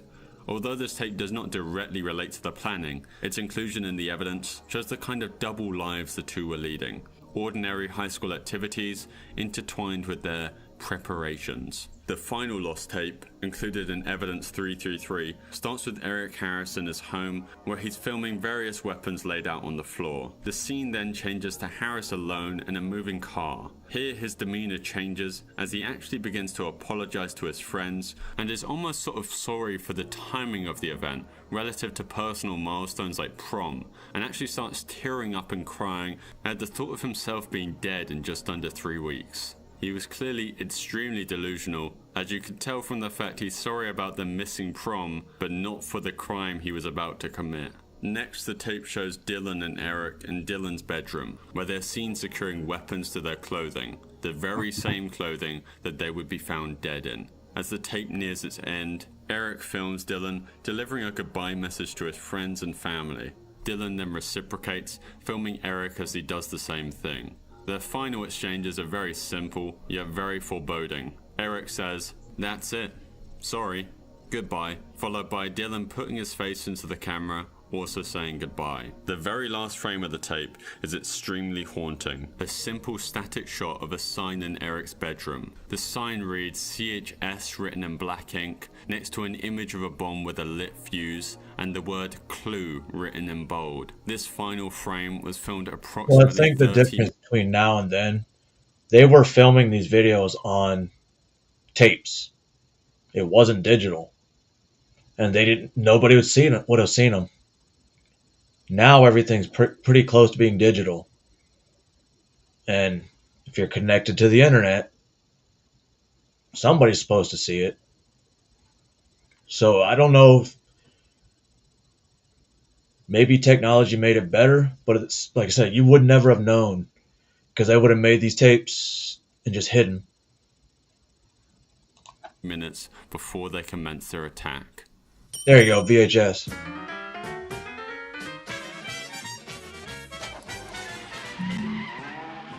May 1989. The British television programme Bullseye has already been running for 8 years. 3 teams of 2 compete to play darts and answer trivia questions, with one player on each team being the brains, with the other being the darts player. John Cooper was a very normal and unremarkable contestant. He was averagely good at darts, and the host of the show, Jim Bowen, would chat to him about his unusual hobby. You've got an unusual hobby, John, haven't you? Oh, yes, the scuba diving. The scuba diving. Yes, And no. apparently it's the place to do it down there, isn't it? Oh, we've got coastline. Because is it the mountains are sort of inverted and you've got all these... Well, we've got deep water where you can sort of swim over mountains and all sorts. Yeah, we hope you all have a good night with us. Give them a round of applause. If only Jim knew how unusual John truly was. In the game, John and his partner scored the lowest of all the teams and were first to be eliminated. However, they had a chance to win a star prize by gambling the small prizes they had already won, though again they failed by not scoring enough and walked home with nothing. Now the world would largely forget about John Cooper, the coastal scuba diver, and the episode today is mostly lost, with only these small clips I've been showing you remaining, and it's for a very, very specific reason, where John's true unusual hobby was uncovered. John Cooper was a serial criminal. In 1998, he was sentenced to 14 years in prison for an armed robbery and burglary, but that was merely the tip of the iceberg. Using advancements in forensic technology, the police would start looking over some cold, never-before-solved cases again, where they would eventually find out the true depravity of John, with him now on their radar.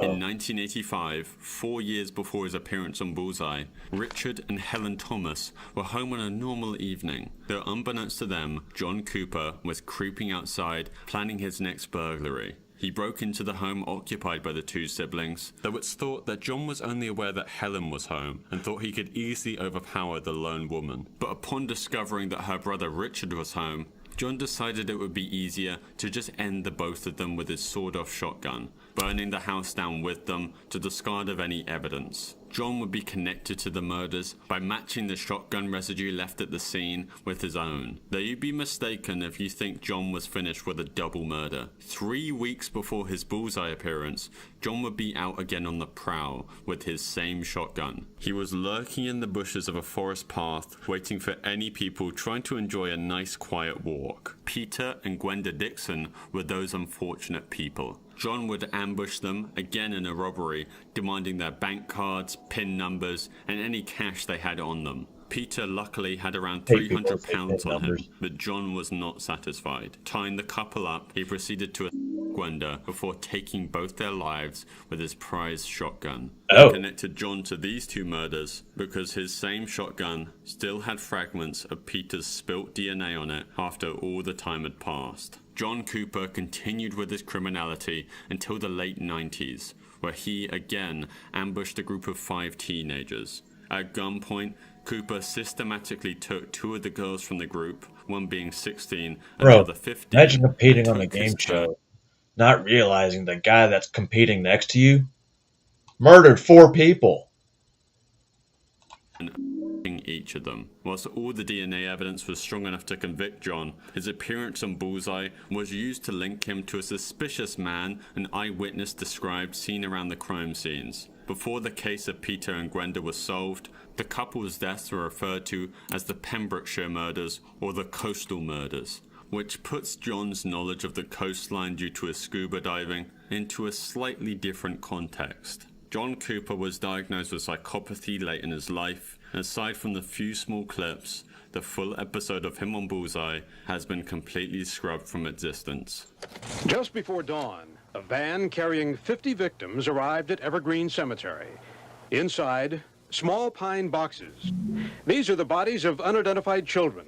In place of names, just numbers on the boxes. In 1931, James Warren Jones was born. Jones was influenced early by an intense interest in religion and social issues. His upbringing in rural Indiana, combined with an isolated and lonely childhood, seemed to inspire a slight sensitivity to racial and social inequalities, which would later become a core aspect of his spiritual teachings. Jones began his foray into religious leadership in the 1950s after attending Indiana University and later Butler University. During this time, Jones was influenced by the radical preachings of Father Divine, a charismatic leader who founded the International Peace Mission movement. Father Divine's blend of social activism and spiritual absolutism was likely life-changing for Jones, who started to shape his own versions of socialist and Christian doctrines. In 1955, Jim Jones founded the People's Temple in Indianapolis, which he marketed as a progressive organization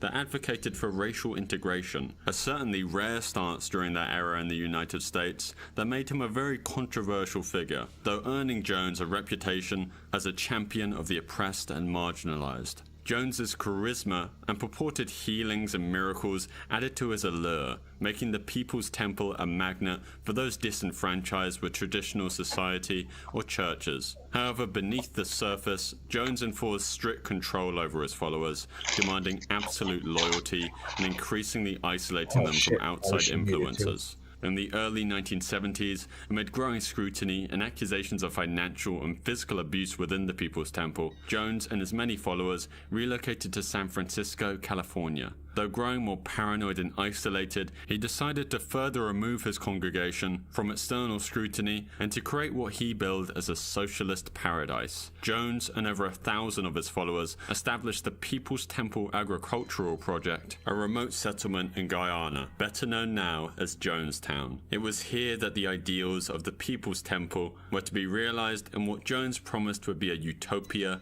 free from the corruption of the outside world. In November 1978, U.S. Congressman Leo Ryan led a mission to Jonestown after receiving reports from former People's Temple members and concerned relatives. They claimed that the residents were being held against their will in oppressive conditions. Jonestown was largely populated by American citizens, prompting Ryan to take direct action. And accompanied by aides and a crew from NBC who filmed all the footage you've been seeing. Ryan arrived at Jonestown on November 17th. Initially, everything seemed fine. The group was given a tour, spoke with cheerful residents, and attended a music concert. However, as the visit progressed, the behavior of the residents appeared increasingly rehearsed and tense. The gravity of the situation became clear when several members secretly asked Ryan to help them leave, describing Jonestown as a communist prison camp. Confirming the suspicions of the coercion, Ryan agreed to help these individuals escape. And despite the mounting tension,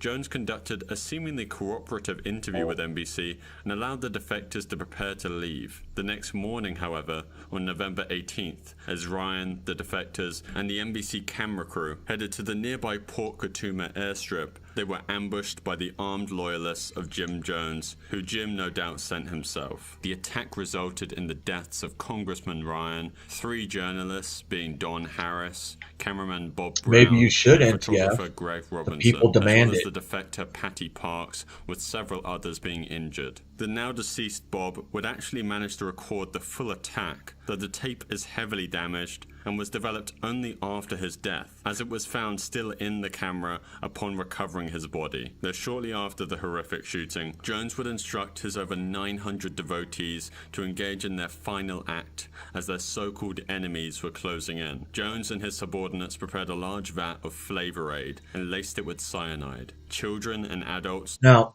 all I want to know is, how many cups of sugar did they use? Because if it wasn't sweet like it's supposed to be, they died for no reason. I mean, at least the Kool-Aid could have been good. Totaling to 918 drank the Flavor Aid and were subsequently poisoned and killed. There were only 2 known survivors of the cult that resisted drinking it. NBC has never revealed how much footage they were holding of that day, though whilst an hour of it surfaced online in 2014, they revealed that on the day of the attack alone, they have over 13 hours of footage that we might never get to see. It was also reported that among the ruins of Jonestown, a tape was found by the local authorities that features the final moments of the cult, as Jones instructs them to drink, and the 918 suffering and screaming in pain and regret. The tape has since been found and published, but the footage recorded by the NBC remains lost. And before we end today's video, let me take a moment to talk about today's sponsor, like, why did these SurfShark motherfuckers VPN, want a to service make that's made my videos, tapes, and all that shit disappear? I mean, I know why. Obviously, because they don't want you to know history. Why they erase the shit and you just forget about it. Because if you forget about it, like I said, it doesn't. Now I sound like fucking Kamala Harris, don't I?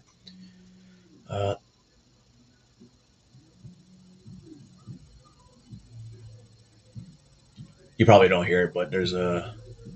Yeah. Give me 2 seconds.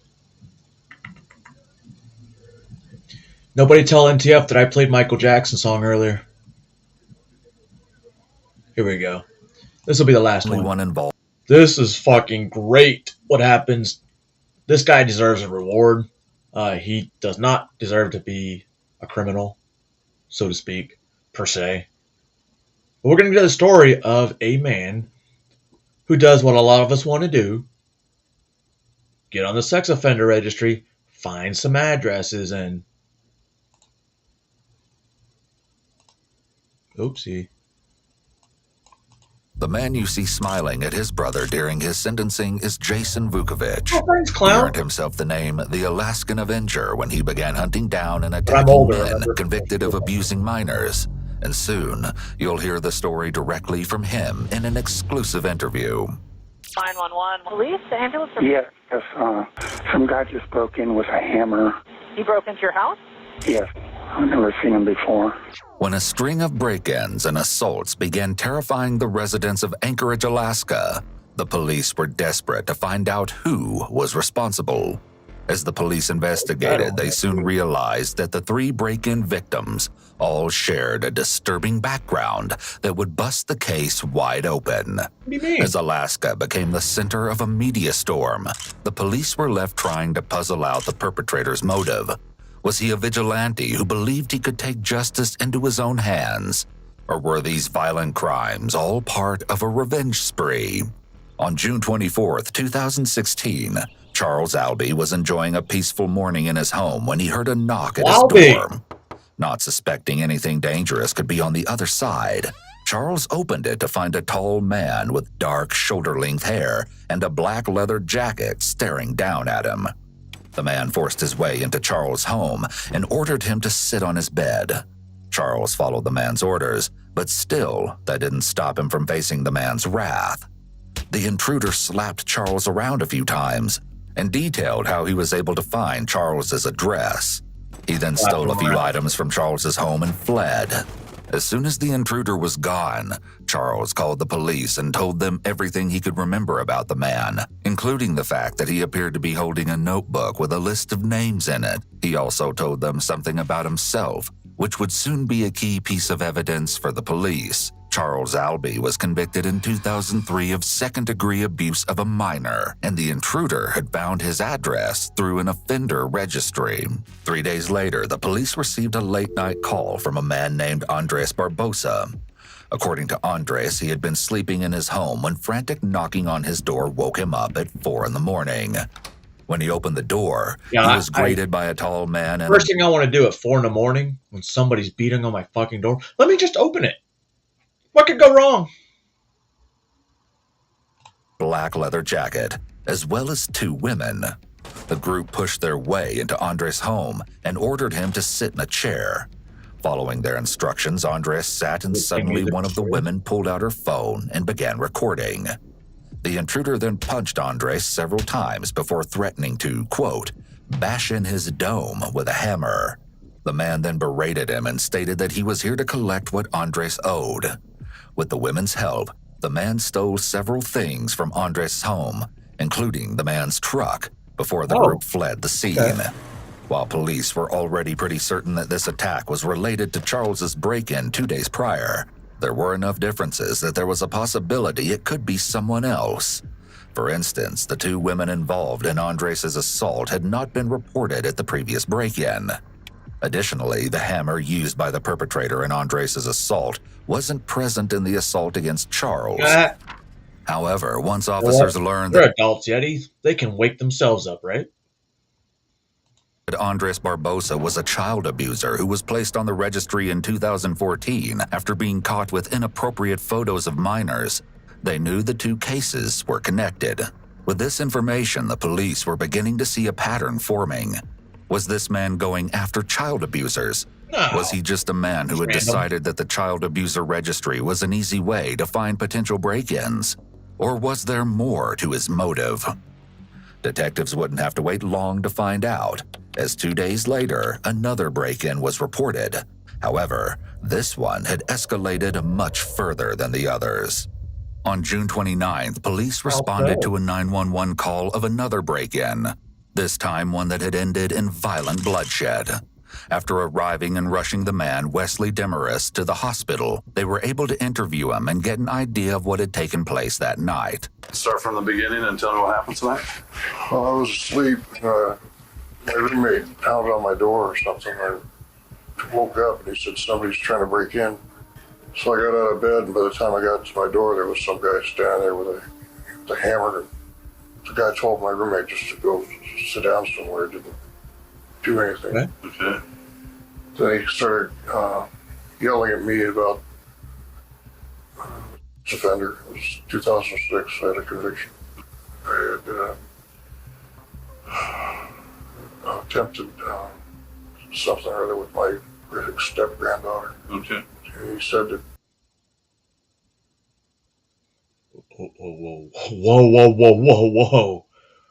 Whoa.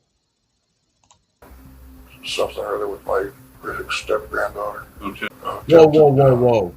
Something or other with my step-granddaughter. Attempted something or other with my step-granddaughter. Okay. Whoa. He said that he was avenging something. He kept swinging the hammer back and forth. Told me to get down on my knees, which I didn't. Then he told me to lay down on my bed, which I didn't. And then he slapped me a couple of times, or I tried to hit him in the throat a couple of times. Tried to push him. Then he told me to get down on my knees. I think then he hit me with the hammer on the side of my face. Wesley Demarest is a registered child abuser who only served 9 months in jail for attempting to assault his kindergarten-aged granddaughter. It wouldn't take long for them to find the man responsible for the Stepped granddaughter. attack. The 911 call from Wesley's roommate had mentioned that the intruder left the house in a car shortly before the police arrived, so there was a good chance the man was still in the area. This guy's leaving now. He's getting in his car now. What kind of car? It's a small car. Do you feel safe going to check on your roommate to make sure he's okay? Yeah, I'm gonna go there now. Oh man, he's really bleeding. We need an ambulance He's too. bleeding? Yes. Okay, where's he bleeding from? He's bleeding from his head. After searching through nearby roads, the police pulled over a suspicious Honda Civic not far from the victim's home. An officer approached the vehicle and introduced himself to the driver, a man by the name of Jason Vukovic. To the officer's surprise, Jason quickly and freely admitted to being the man who broke into Wesley's home. Realizing that they'd finally found their intruder, the officer began recording a preliminary interview with Jason. The officer's roadside interview with Jason started out fairly standard, with the officer reading Jason his Miranda rights and questioning him about what exactly went on at Wesley's house. When Jason is reluctant to talk about the actual attack with Wesley, despite admitting to being the perpetrator, the officer changes tactics and begins questioning Jason on how he discovered Wesley in the first place. I believe it is February 2000. So you just found the address, saw this guy, Yeah, decided to go over to his house. They deserve to be Absolutely treated not. like animals. And how did you decide to go over here?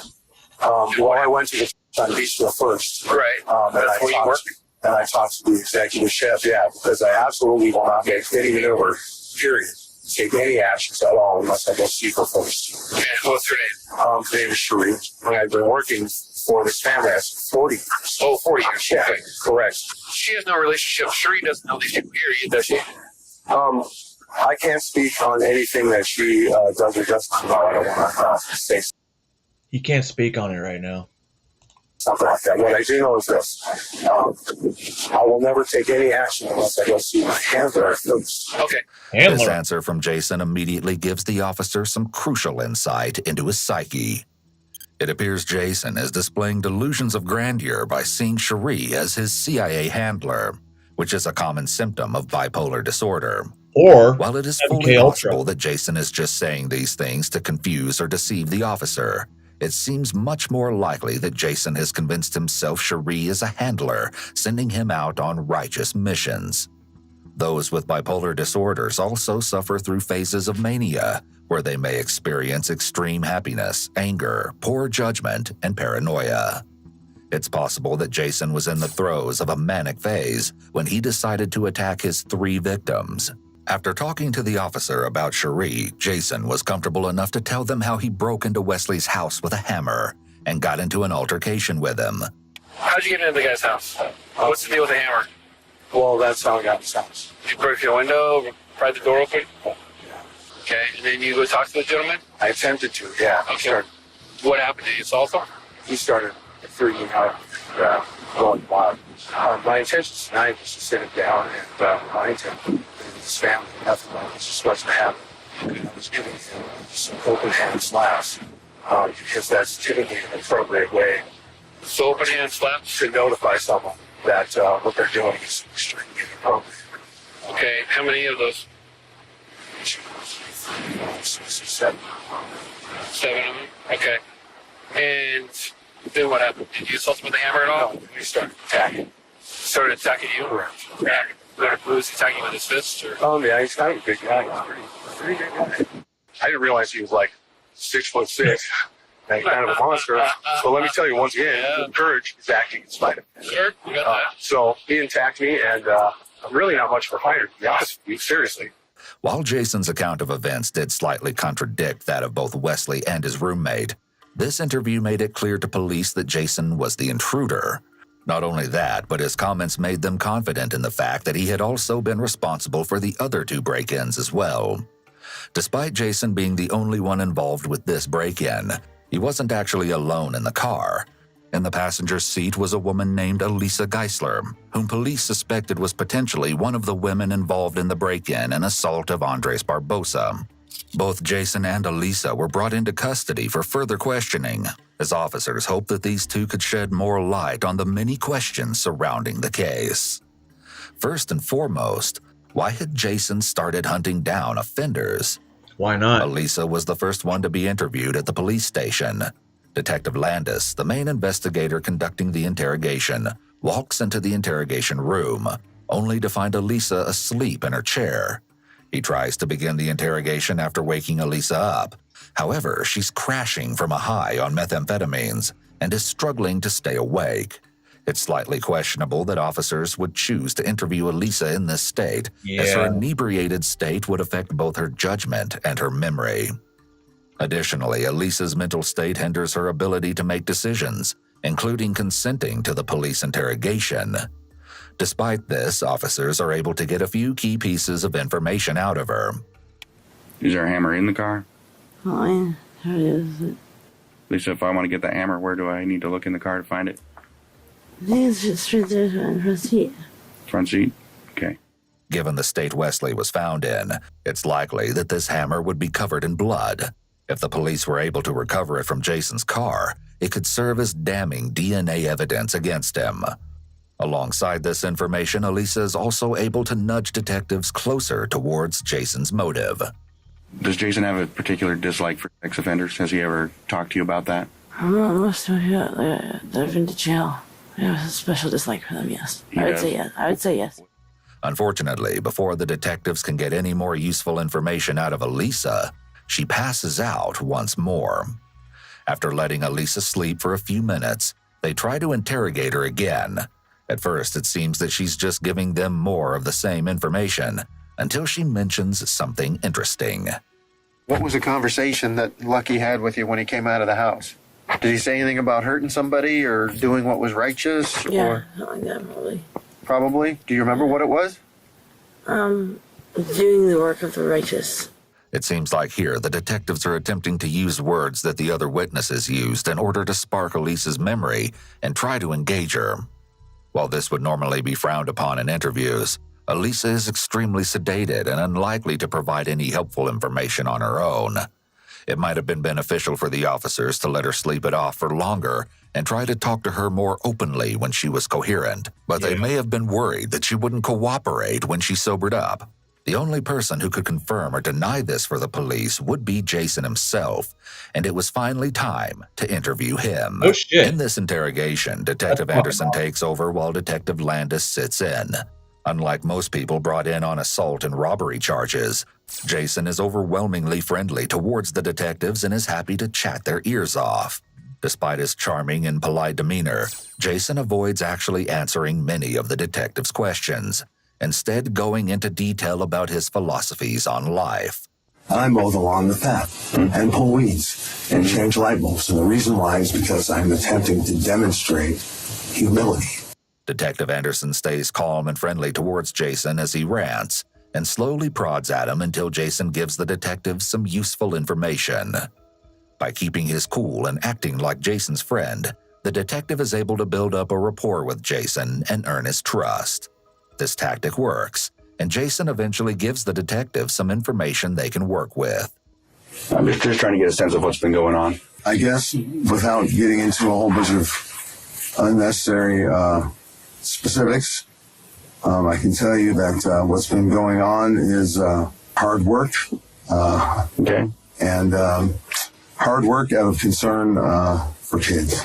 Jason makes it clear to the detectives that everything he's done has been out of concern for children, and he even gives them extra insight on how he views his crimes against offenders. People who have committed crimes against children have been convicted in a court of law. And you want to see that these people get what you believe they deserve. Is that not correct, or is that correct? Let me think. Yeah. Be careful how I respond. Okay. This is what I would like to say. Do I think taking retributive action on people that have done something to kids, wanton or otherwise, is what I want? I have to say, not specifically, no. It's not my desire to go running willy-nilly through this life, doing something like that. Maybe what you want isn't the right phrase. Maybe it's what you feel you are required to do, or that it's the right thing to do. Those are both extremely accurate statements. So even though you may not particularly want to do it, it's kind of a sense of duty. Oh, absolutely. Without a doubt. It's kind of the way I say it is I wouldn't expect to have privilege or extra freedom in this life without also being willing to participate in the entire practice, not just okay, cool, I can have all the good stuff, but none of the work. Yeah. Well, I think when you use the term work, that's probably what I'm seeing is it's out of a sense of duty. It's actual work. It's not something you enjoy to do, but it's something you're required to do or you feel obligated to do. That is without any exception the case. And I can tell you that internally, I am in no way, shape, or form a violent or dangerous person. I certainly have no assaults on my record. I would not seek to I would say I would derive no joy from a person's suffering anywhere. Jason's urge to protect children is certainly admirable, but he could just be using that as a convenient excuse to enact violence on others.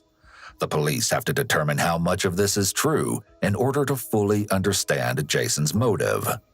Unfortunately for the detectives, Jason's refusal to answer most questions in a straightforward manner makes it hard for them to get any concrete details out of him, forcing them to look elsewhere for information. Hello? Hey, this is Jim Anderson with APD. I got word from at the DA's office that you had some info about Vukovic and what he was doing last time he was locked up. He was talking to others about where they would go around and find guys that were convicted of child molestation or whatever, and he would tell them that they would provide them protection, but that they were keeping an eye on them, and that they knew who they were, and was trying to recruit other guys to join him in doing that. It wasn't hard for Detective Anderson to acquire Jason's rather extensive rap sheet, and it became evident that Jason had a history of trying to deal with offenders. Now that there was more than enough evidence to prove Jason was responsible for the break-ins and assaults, it was just a matter of time until his trial and sentencing. While sitting in jail, Jason came up with a plea deal that would not only shock the press and the police, but would also reveal to the world the true reason he went after these offenders. On September 16, 2016, several months after his initial arrest, Jason sent a letter to the Anchorage Daily News claiming that he would be willing to serve the combined sentencing of not only his 3 victims, but also the sentence given to Jason's stepfather, the man who assaulted him as a child, but never served time for the crime. With the publishing of this letter, it became clear to the world that Jason wasn't just attacking offenders in an attempt to keep the local children safe. He was someone who had gone through the same pain and confusion that these offenders' victims had gone through. In his mind, he was going to do whatever he could to make sure that none of the men he could find would ever hurt a child like that again. The question was, is this vigilante justice or revenge? Well, we reached out to Jason, and he recounted that final incident that resulted in his arrest. Ooh, let's hear. I started going places and knocking on doors. And, for the most part, delivering a pretty stern sermon and giving these guys a message of sitting them down in a chair, instilling through fear that, hey, there's people around here that care about these kids. Like, I never wore a mask. I never brought a gun. I never, this was not like some sort of murderous mission by any means. The last one I went to this guy's house, and I was knocking on all the windows and doors for probably 45 minutes. His lights were on, telling him to come outside. I needed to talk to him, and I knew he was awake. Obviously, he didn't want to come out and see me. So I grabbed a hammer out of a tool bag in the back of my car, and I used it to smash out the side light of his window and then climbed inside. He was a relatively wealthy person with his home had been converted, unbeknownst to me, to some sort of a bed and breakfast. It was on a lake. What the fuck? And so a guy and a lady were coming out of one of the bedroom doors, and I knew they weren't him because I'd seen his picture. So I told him, get back in the bedroom. This doesn't have anything to do with you. And then I went into the master bedroom and get in there. And this guy is probably, 6'4", 6'5", 300 pounds. This is a big guy. And I told him to sit down on the bed, and he didn't want to, and he started pushing on me a little bit, and then he started punching me in the face.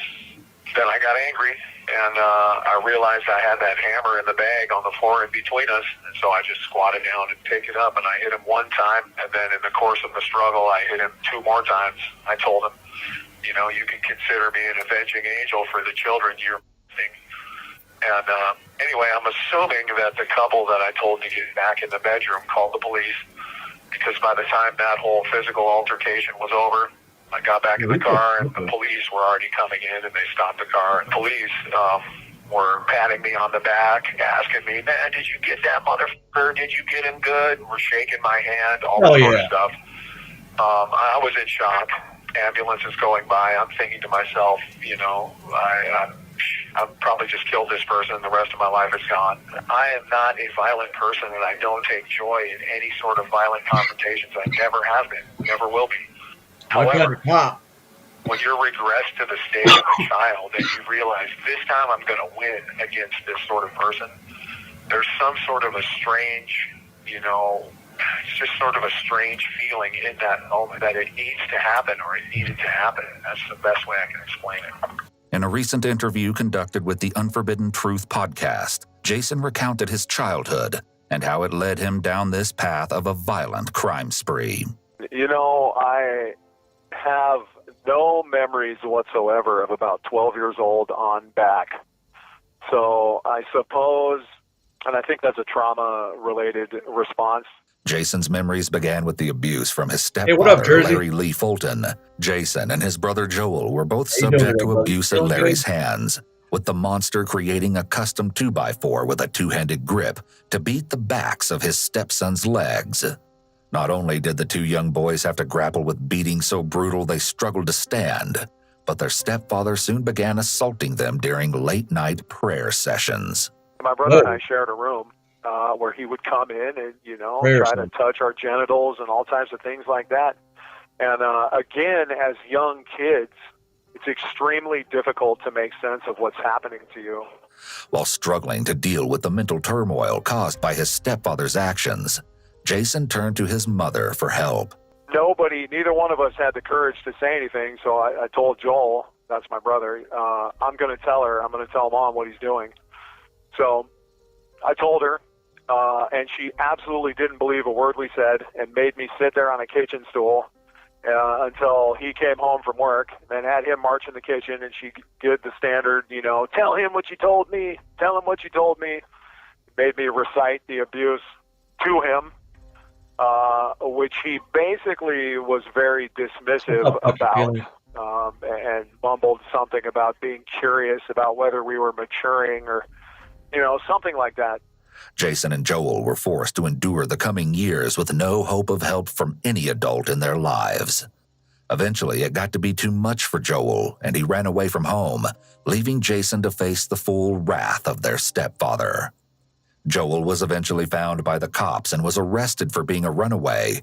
However, Joel made the brave decision to tell the cops why he ran away. An investigation into Larry Fulton was started, and he was eventually found guilty on charges of second-degree abuse of a minor.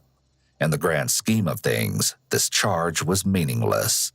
Instead of sending Larry to prison or removing Joel and Jason from his abusive care, the state of Alaska suspended the 3 years of prison Larry was sentenced to as a part of his plea deal and sent him right back home to torment his children more. Not only did Joel face physical punishment from his stepfather for going to the police, but he claims he was also mocked and ridiculed by other members of his family for his confession. Joel and Jason were pulled from school immediately after Larry's trial, and the family moved to a town where Larry's abuse would be less known. Looking for any way to get out of the house, Jason began taking odd jobs fishing, hunting, or doing commercial work. Through these jobs, he was able to save up some money, and at the age of 16, Jason snuck out his bedroom window and ran away like his brother had done 3 years prior.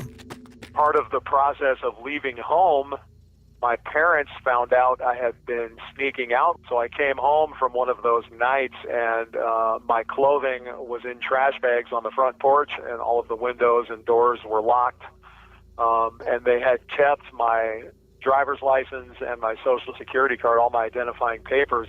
Jason was able to afford a plane ride to Spokane, Washington with what money he had left. But with no ID, he was unable to get paid by any employers. Soon his money started to run out, and Jason was forced to turn to petty theft and forged checks to afford food. 5 months after starting his criminal career, the law finally caught up with Jason, and he did time in juvenile hall. Shortly after his release, he would be arrested and brought back for similar crimes, a cycle that would continue for much of Jason's life. Jason commented on this part of his life in the letter, saying, "Being a thief and a liar fit nicely with my lack of self-worth, my silent understanding that I was worthless, a throwaway. The foundations laid in my youth never went away. They simply remained hidden, and everything I chose to do was built on those thoughts and feelings from the past. I'd started down a long, winding path of deception and self-abuse." By the time he was 20 years old, Jason had spent over half of his adult life behind bars. The time not spent in prison was occupied by drugs and dead-end jobs. At 30 years old, Jason decided a change of scenery might be what he needed to bring his life in order, and he soon found himself back in his home state of Alaska. For a while, it seemed like life was improving, but that wouldn't last. Jason was finding joy in the little things again and was able to support himself through a legitimate job. Unfortunately, Jason lost the job a few months later and once again found himself resorting to crime. This would lead to a 6-year prison sentence, shortly followed by another 3-year stint in prison when Jason was caught violating his parole. After being released in the summer of 2016, Jason was once again aiming to live a humble and simple life, But those plans changed when he began to hear rumors of men in his community who were taking advantage of children. According to Jason, hearing these rumors made him think back to his own horrific childhood, and he felt the overwhelming urge to take matters into his own hands and hunt down the offenders in his area. These actions inevitably led to Jason most of his life. What does he have to lose? Going back to jail? being caught. He was eventually brought to the exact same courthouse his monstrous stepfather was tried. Despite many lauding Jason and calling his actions heroic, he ended his letter by discouraging copycat behavior, stating, "If you've already lost your youth like me due to a child abuser, please do not throw away your present and your future by committing acts of violence." While it can be tempting to explain away Jason's violent actions because he was abused, it's important to remember that many abuse victims don't go on to engage in criminal behavior. However, being abused or neglected as a child can increase the likelihood of arrest as a juvenile by 59%, as an adult by 28%, and for a violent crime by 30%. Many victims of abuse develop revenge fantasies where they imagine themselves standing up to their abuser and fighting back. In Jason's case, these fantasies may have made him feel all-powerful or divinely righteous to the point that he felt he was capable of making these revenge fantasies a reality by hunting down local offenders. Not only was Jason able to get symbolic revenge against the man who hurt him, but he was also able to help other children in the process by doing for them what he wished someone would have done for him. While Jason may have been able to gain some catharsis for his trauma through this revenge, he paid the ultimate price for it. In the days leading up to his official sentencing, Jason wrote another letter to the Anchorage Daily News, this time detailing his life story, explaining how he found himself in this situation and discouraging other victims of abuse from following in his steps. He wrote, "To those who understand how it feels to live through abuse and carry it with you, let me share my story in an effort to prevent its repetition." Much of the public was on Jason's side, and they rallied for him to be given a light sentencing.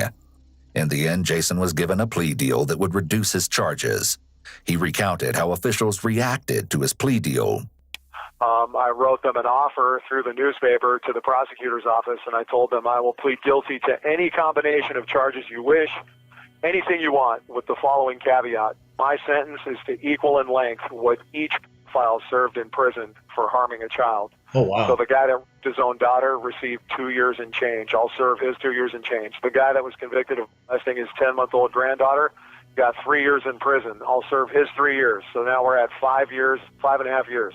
The child pornographer did 2 years or did a year and a program or something. So I'll do his, and I told them I'll even serve the 3 years in prison that you suspended for the monster that made me. So I'll do 9 years, 6 months, run that right now. I'll sign, I'll plead to whatever you want. And of course, they summarily laughed that offer out of the courtroom and said, "This is not how we conduct business in the state of Alaska." He was eventually sentenced to 25 years in prison. Not only was the public opinion of Jason incredibly high, but after being sent to prison, Jason discovered that many of the guards and fellow prisoners also considered Jason a hero, How long did he end up doing, especially buddy? when his sentence was 3 times longer than the combined sentences of the men Jason assaulted. While being processed into prison, it was discovered that Jason was suffering from PTSD, which he believes was a factor in his crimes. Research shows an association between being the victim of trauma, especially chronic victimization, and the later perpetration of a crime. After serving the first 4 years of his sentence, he attempted to appeal, stating that his PTSD should have been taken into account during the sentencing process. However, this appeal was denied, and his sister Angelina has taken to social media to advocate for her brother's freedom. She's also managed to gather over 27,000 signatures on a Change.org petition, calling for Jason's release. Speaking to Jason from prison, he wanted to make one thing clear. It's also important for people to know that never at any time was it me that went and sought out any sort of notoriety for this. Since being in prison, he's reflected a lot not only on his own life, but that of some of the people he's met behind bars. in retrospect, after being educated while being in here, you realize that childhood trauma is rocket fuel for everything destructive that a person has in their life. And no one tells you this, and no one comes along and gives you any pointers or indications or anything. You get jail sentences, and people tell you you're bad and horrible. And for me, I was a thief and a liar for many years of my life. You never stop to think why. I started getting letters from people all over the world, and contrary to what you might think, these weren't letters with high praise and accolades and pats on the back and things like that. Typically, these letters were 2 or 3 or 4 page descriptions of people's pain and the suffering and the things they went through when they were a kid. As I started realizing I wasn't alone. While I've been in prison, I have done informal surveys, and I'm telling you, the percentage is so high. Guys that end up leading a life of crime or drug addiction or demonstrate criminal behavior, it is so high, like probably 70 or 80% of these guys suffered childhood trauma or abuse. In my free time, I do a lot of writing. It was really cool. It's just actually finished a book with Professor Joshua Long at UMass in Boston. We co-wrote a book together called Legacy of Retribution. There's a guy named that runs a hardcore recovery coaching business, and he's offered me a job as a recovery coach, a trauma and addiction recovery coach, which is great. Probably devote the meaningful portion of the rest of my life to doing some sort of lasting legislative pursuit to change some of the laws pertaining to child abuse. Certainly in my state, maybe nationwide, would like to create an SOS app that allows kids to self-report abuse if they're suffering in the household. And that to me seems like a huge missing component in our society. And if that isn't a glaring, issue, I don't know what is, and people need to pay attention to that. The justice system needs to be realigned. Jason was granted parole at his hearing on April 10, 2023. However, in a seemingly unprecedented move, his actual release date was set for April 11, 2028. What? Our most recent communication from Jason came in the form of a message on May 25, 2023, and reads as follows. Thanks for the kind message. I appreciate the support.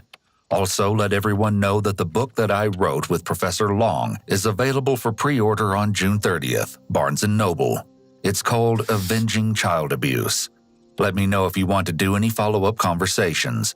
I'm just trying to come to terms with the whole decision and do my time as quietly as possible. Needless to say, it was worth it to me then. It's worth it to me now. But you are correct, this was a very, very strange decision by the board. No classes to take, no further therapy available, just more time required. Odd. The circumstances of the 5-year delay of Jason's release are unclear and seem to be based on the inner workings of Alaska's parole system. That's strange. Yeah. That guy did a lot of good. Well, he did do a lot of bad in his lifetime. But he's trying to atone for a lot of it. And that's, in my opinion, that was a good way to do it. I don't think he was ever going to kill him. I just think he wanted, like he said, put the fear of God in them. Because the court system obviously didn't give a shit. Giving him, 3, 9 months, whatever the other ones ended. Fucking dad never got anything. Stepdad. Was it a stepdad? Either way, it doesn't really matter.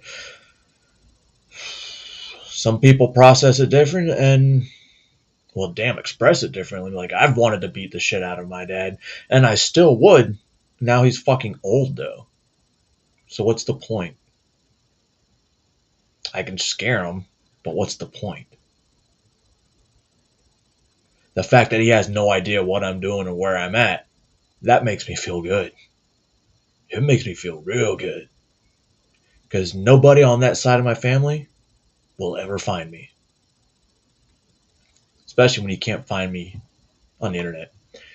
But that was a pretty good broad range of topics we went over today. Like I said, Joe Rogan, more than likely I'll do tomorrow before football starts, so right around 9. It's going to be a 3-hour Joe Rogan episode with Donald Trump, but it won't be here because it'll get copyrighted. It'll be on Rumble. So with that being said, ladies and gentlemen, boys and girls, I hope you've enjoyed the topics I chose for today and whatever my thought process is when I watch it. Because I don't think I'm crazy. I think I'm just different. I'm not telling you how to think. I'm just telling you to think, because what could hurt from thinking? People call you idiots. It's okay. People call you a retard. It's okay. NTF should know about that one. Don't give a shit what people think about you, man. It's the best way to go approach life. Good. It better be something I want to watch. Just kidding. I'll watch it anyway. But, yeah, let me find it.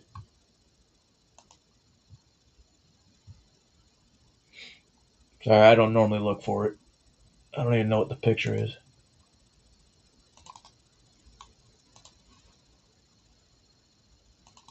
All right, and boom. Goes the dynamite.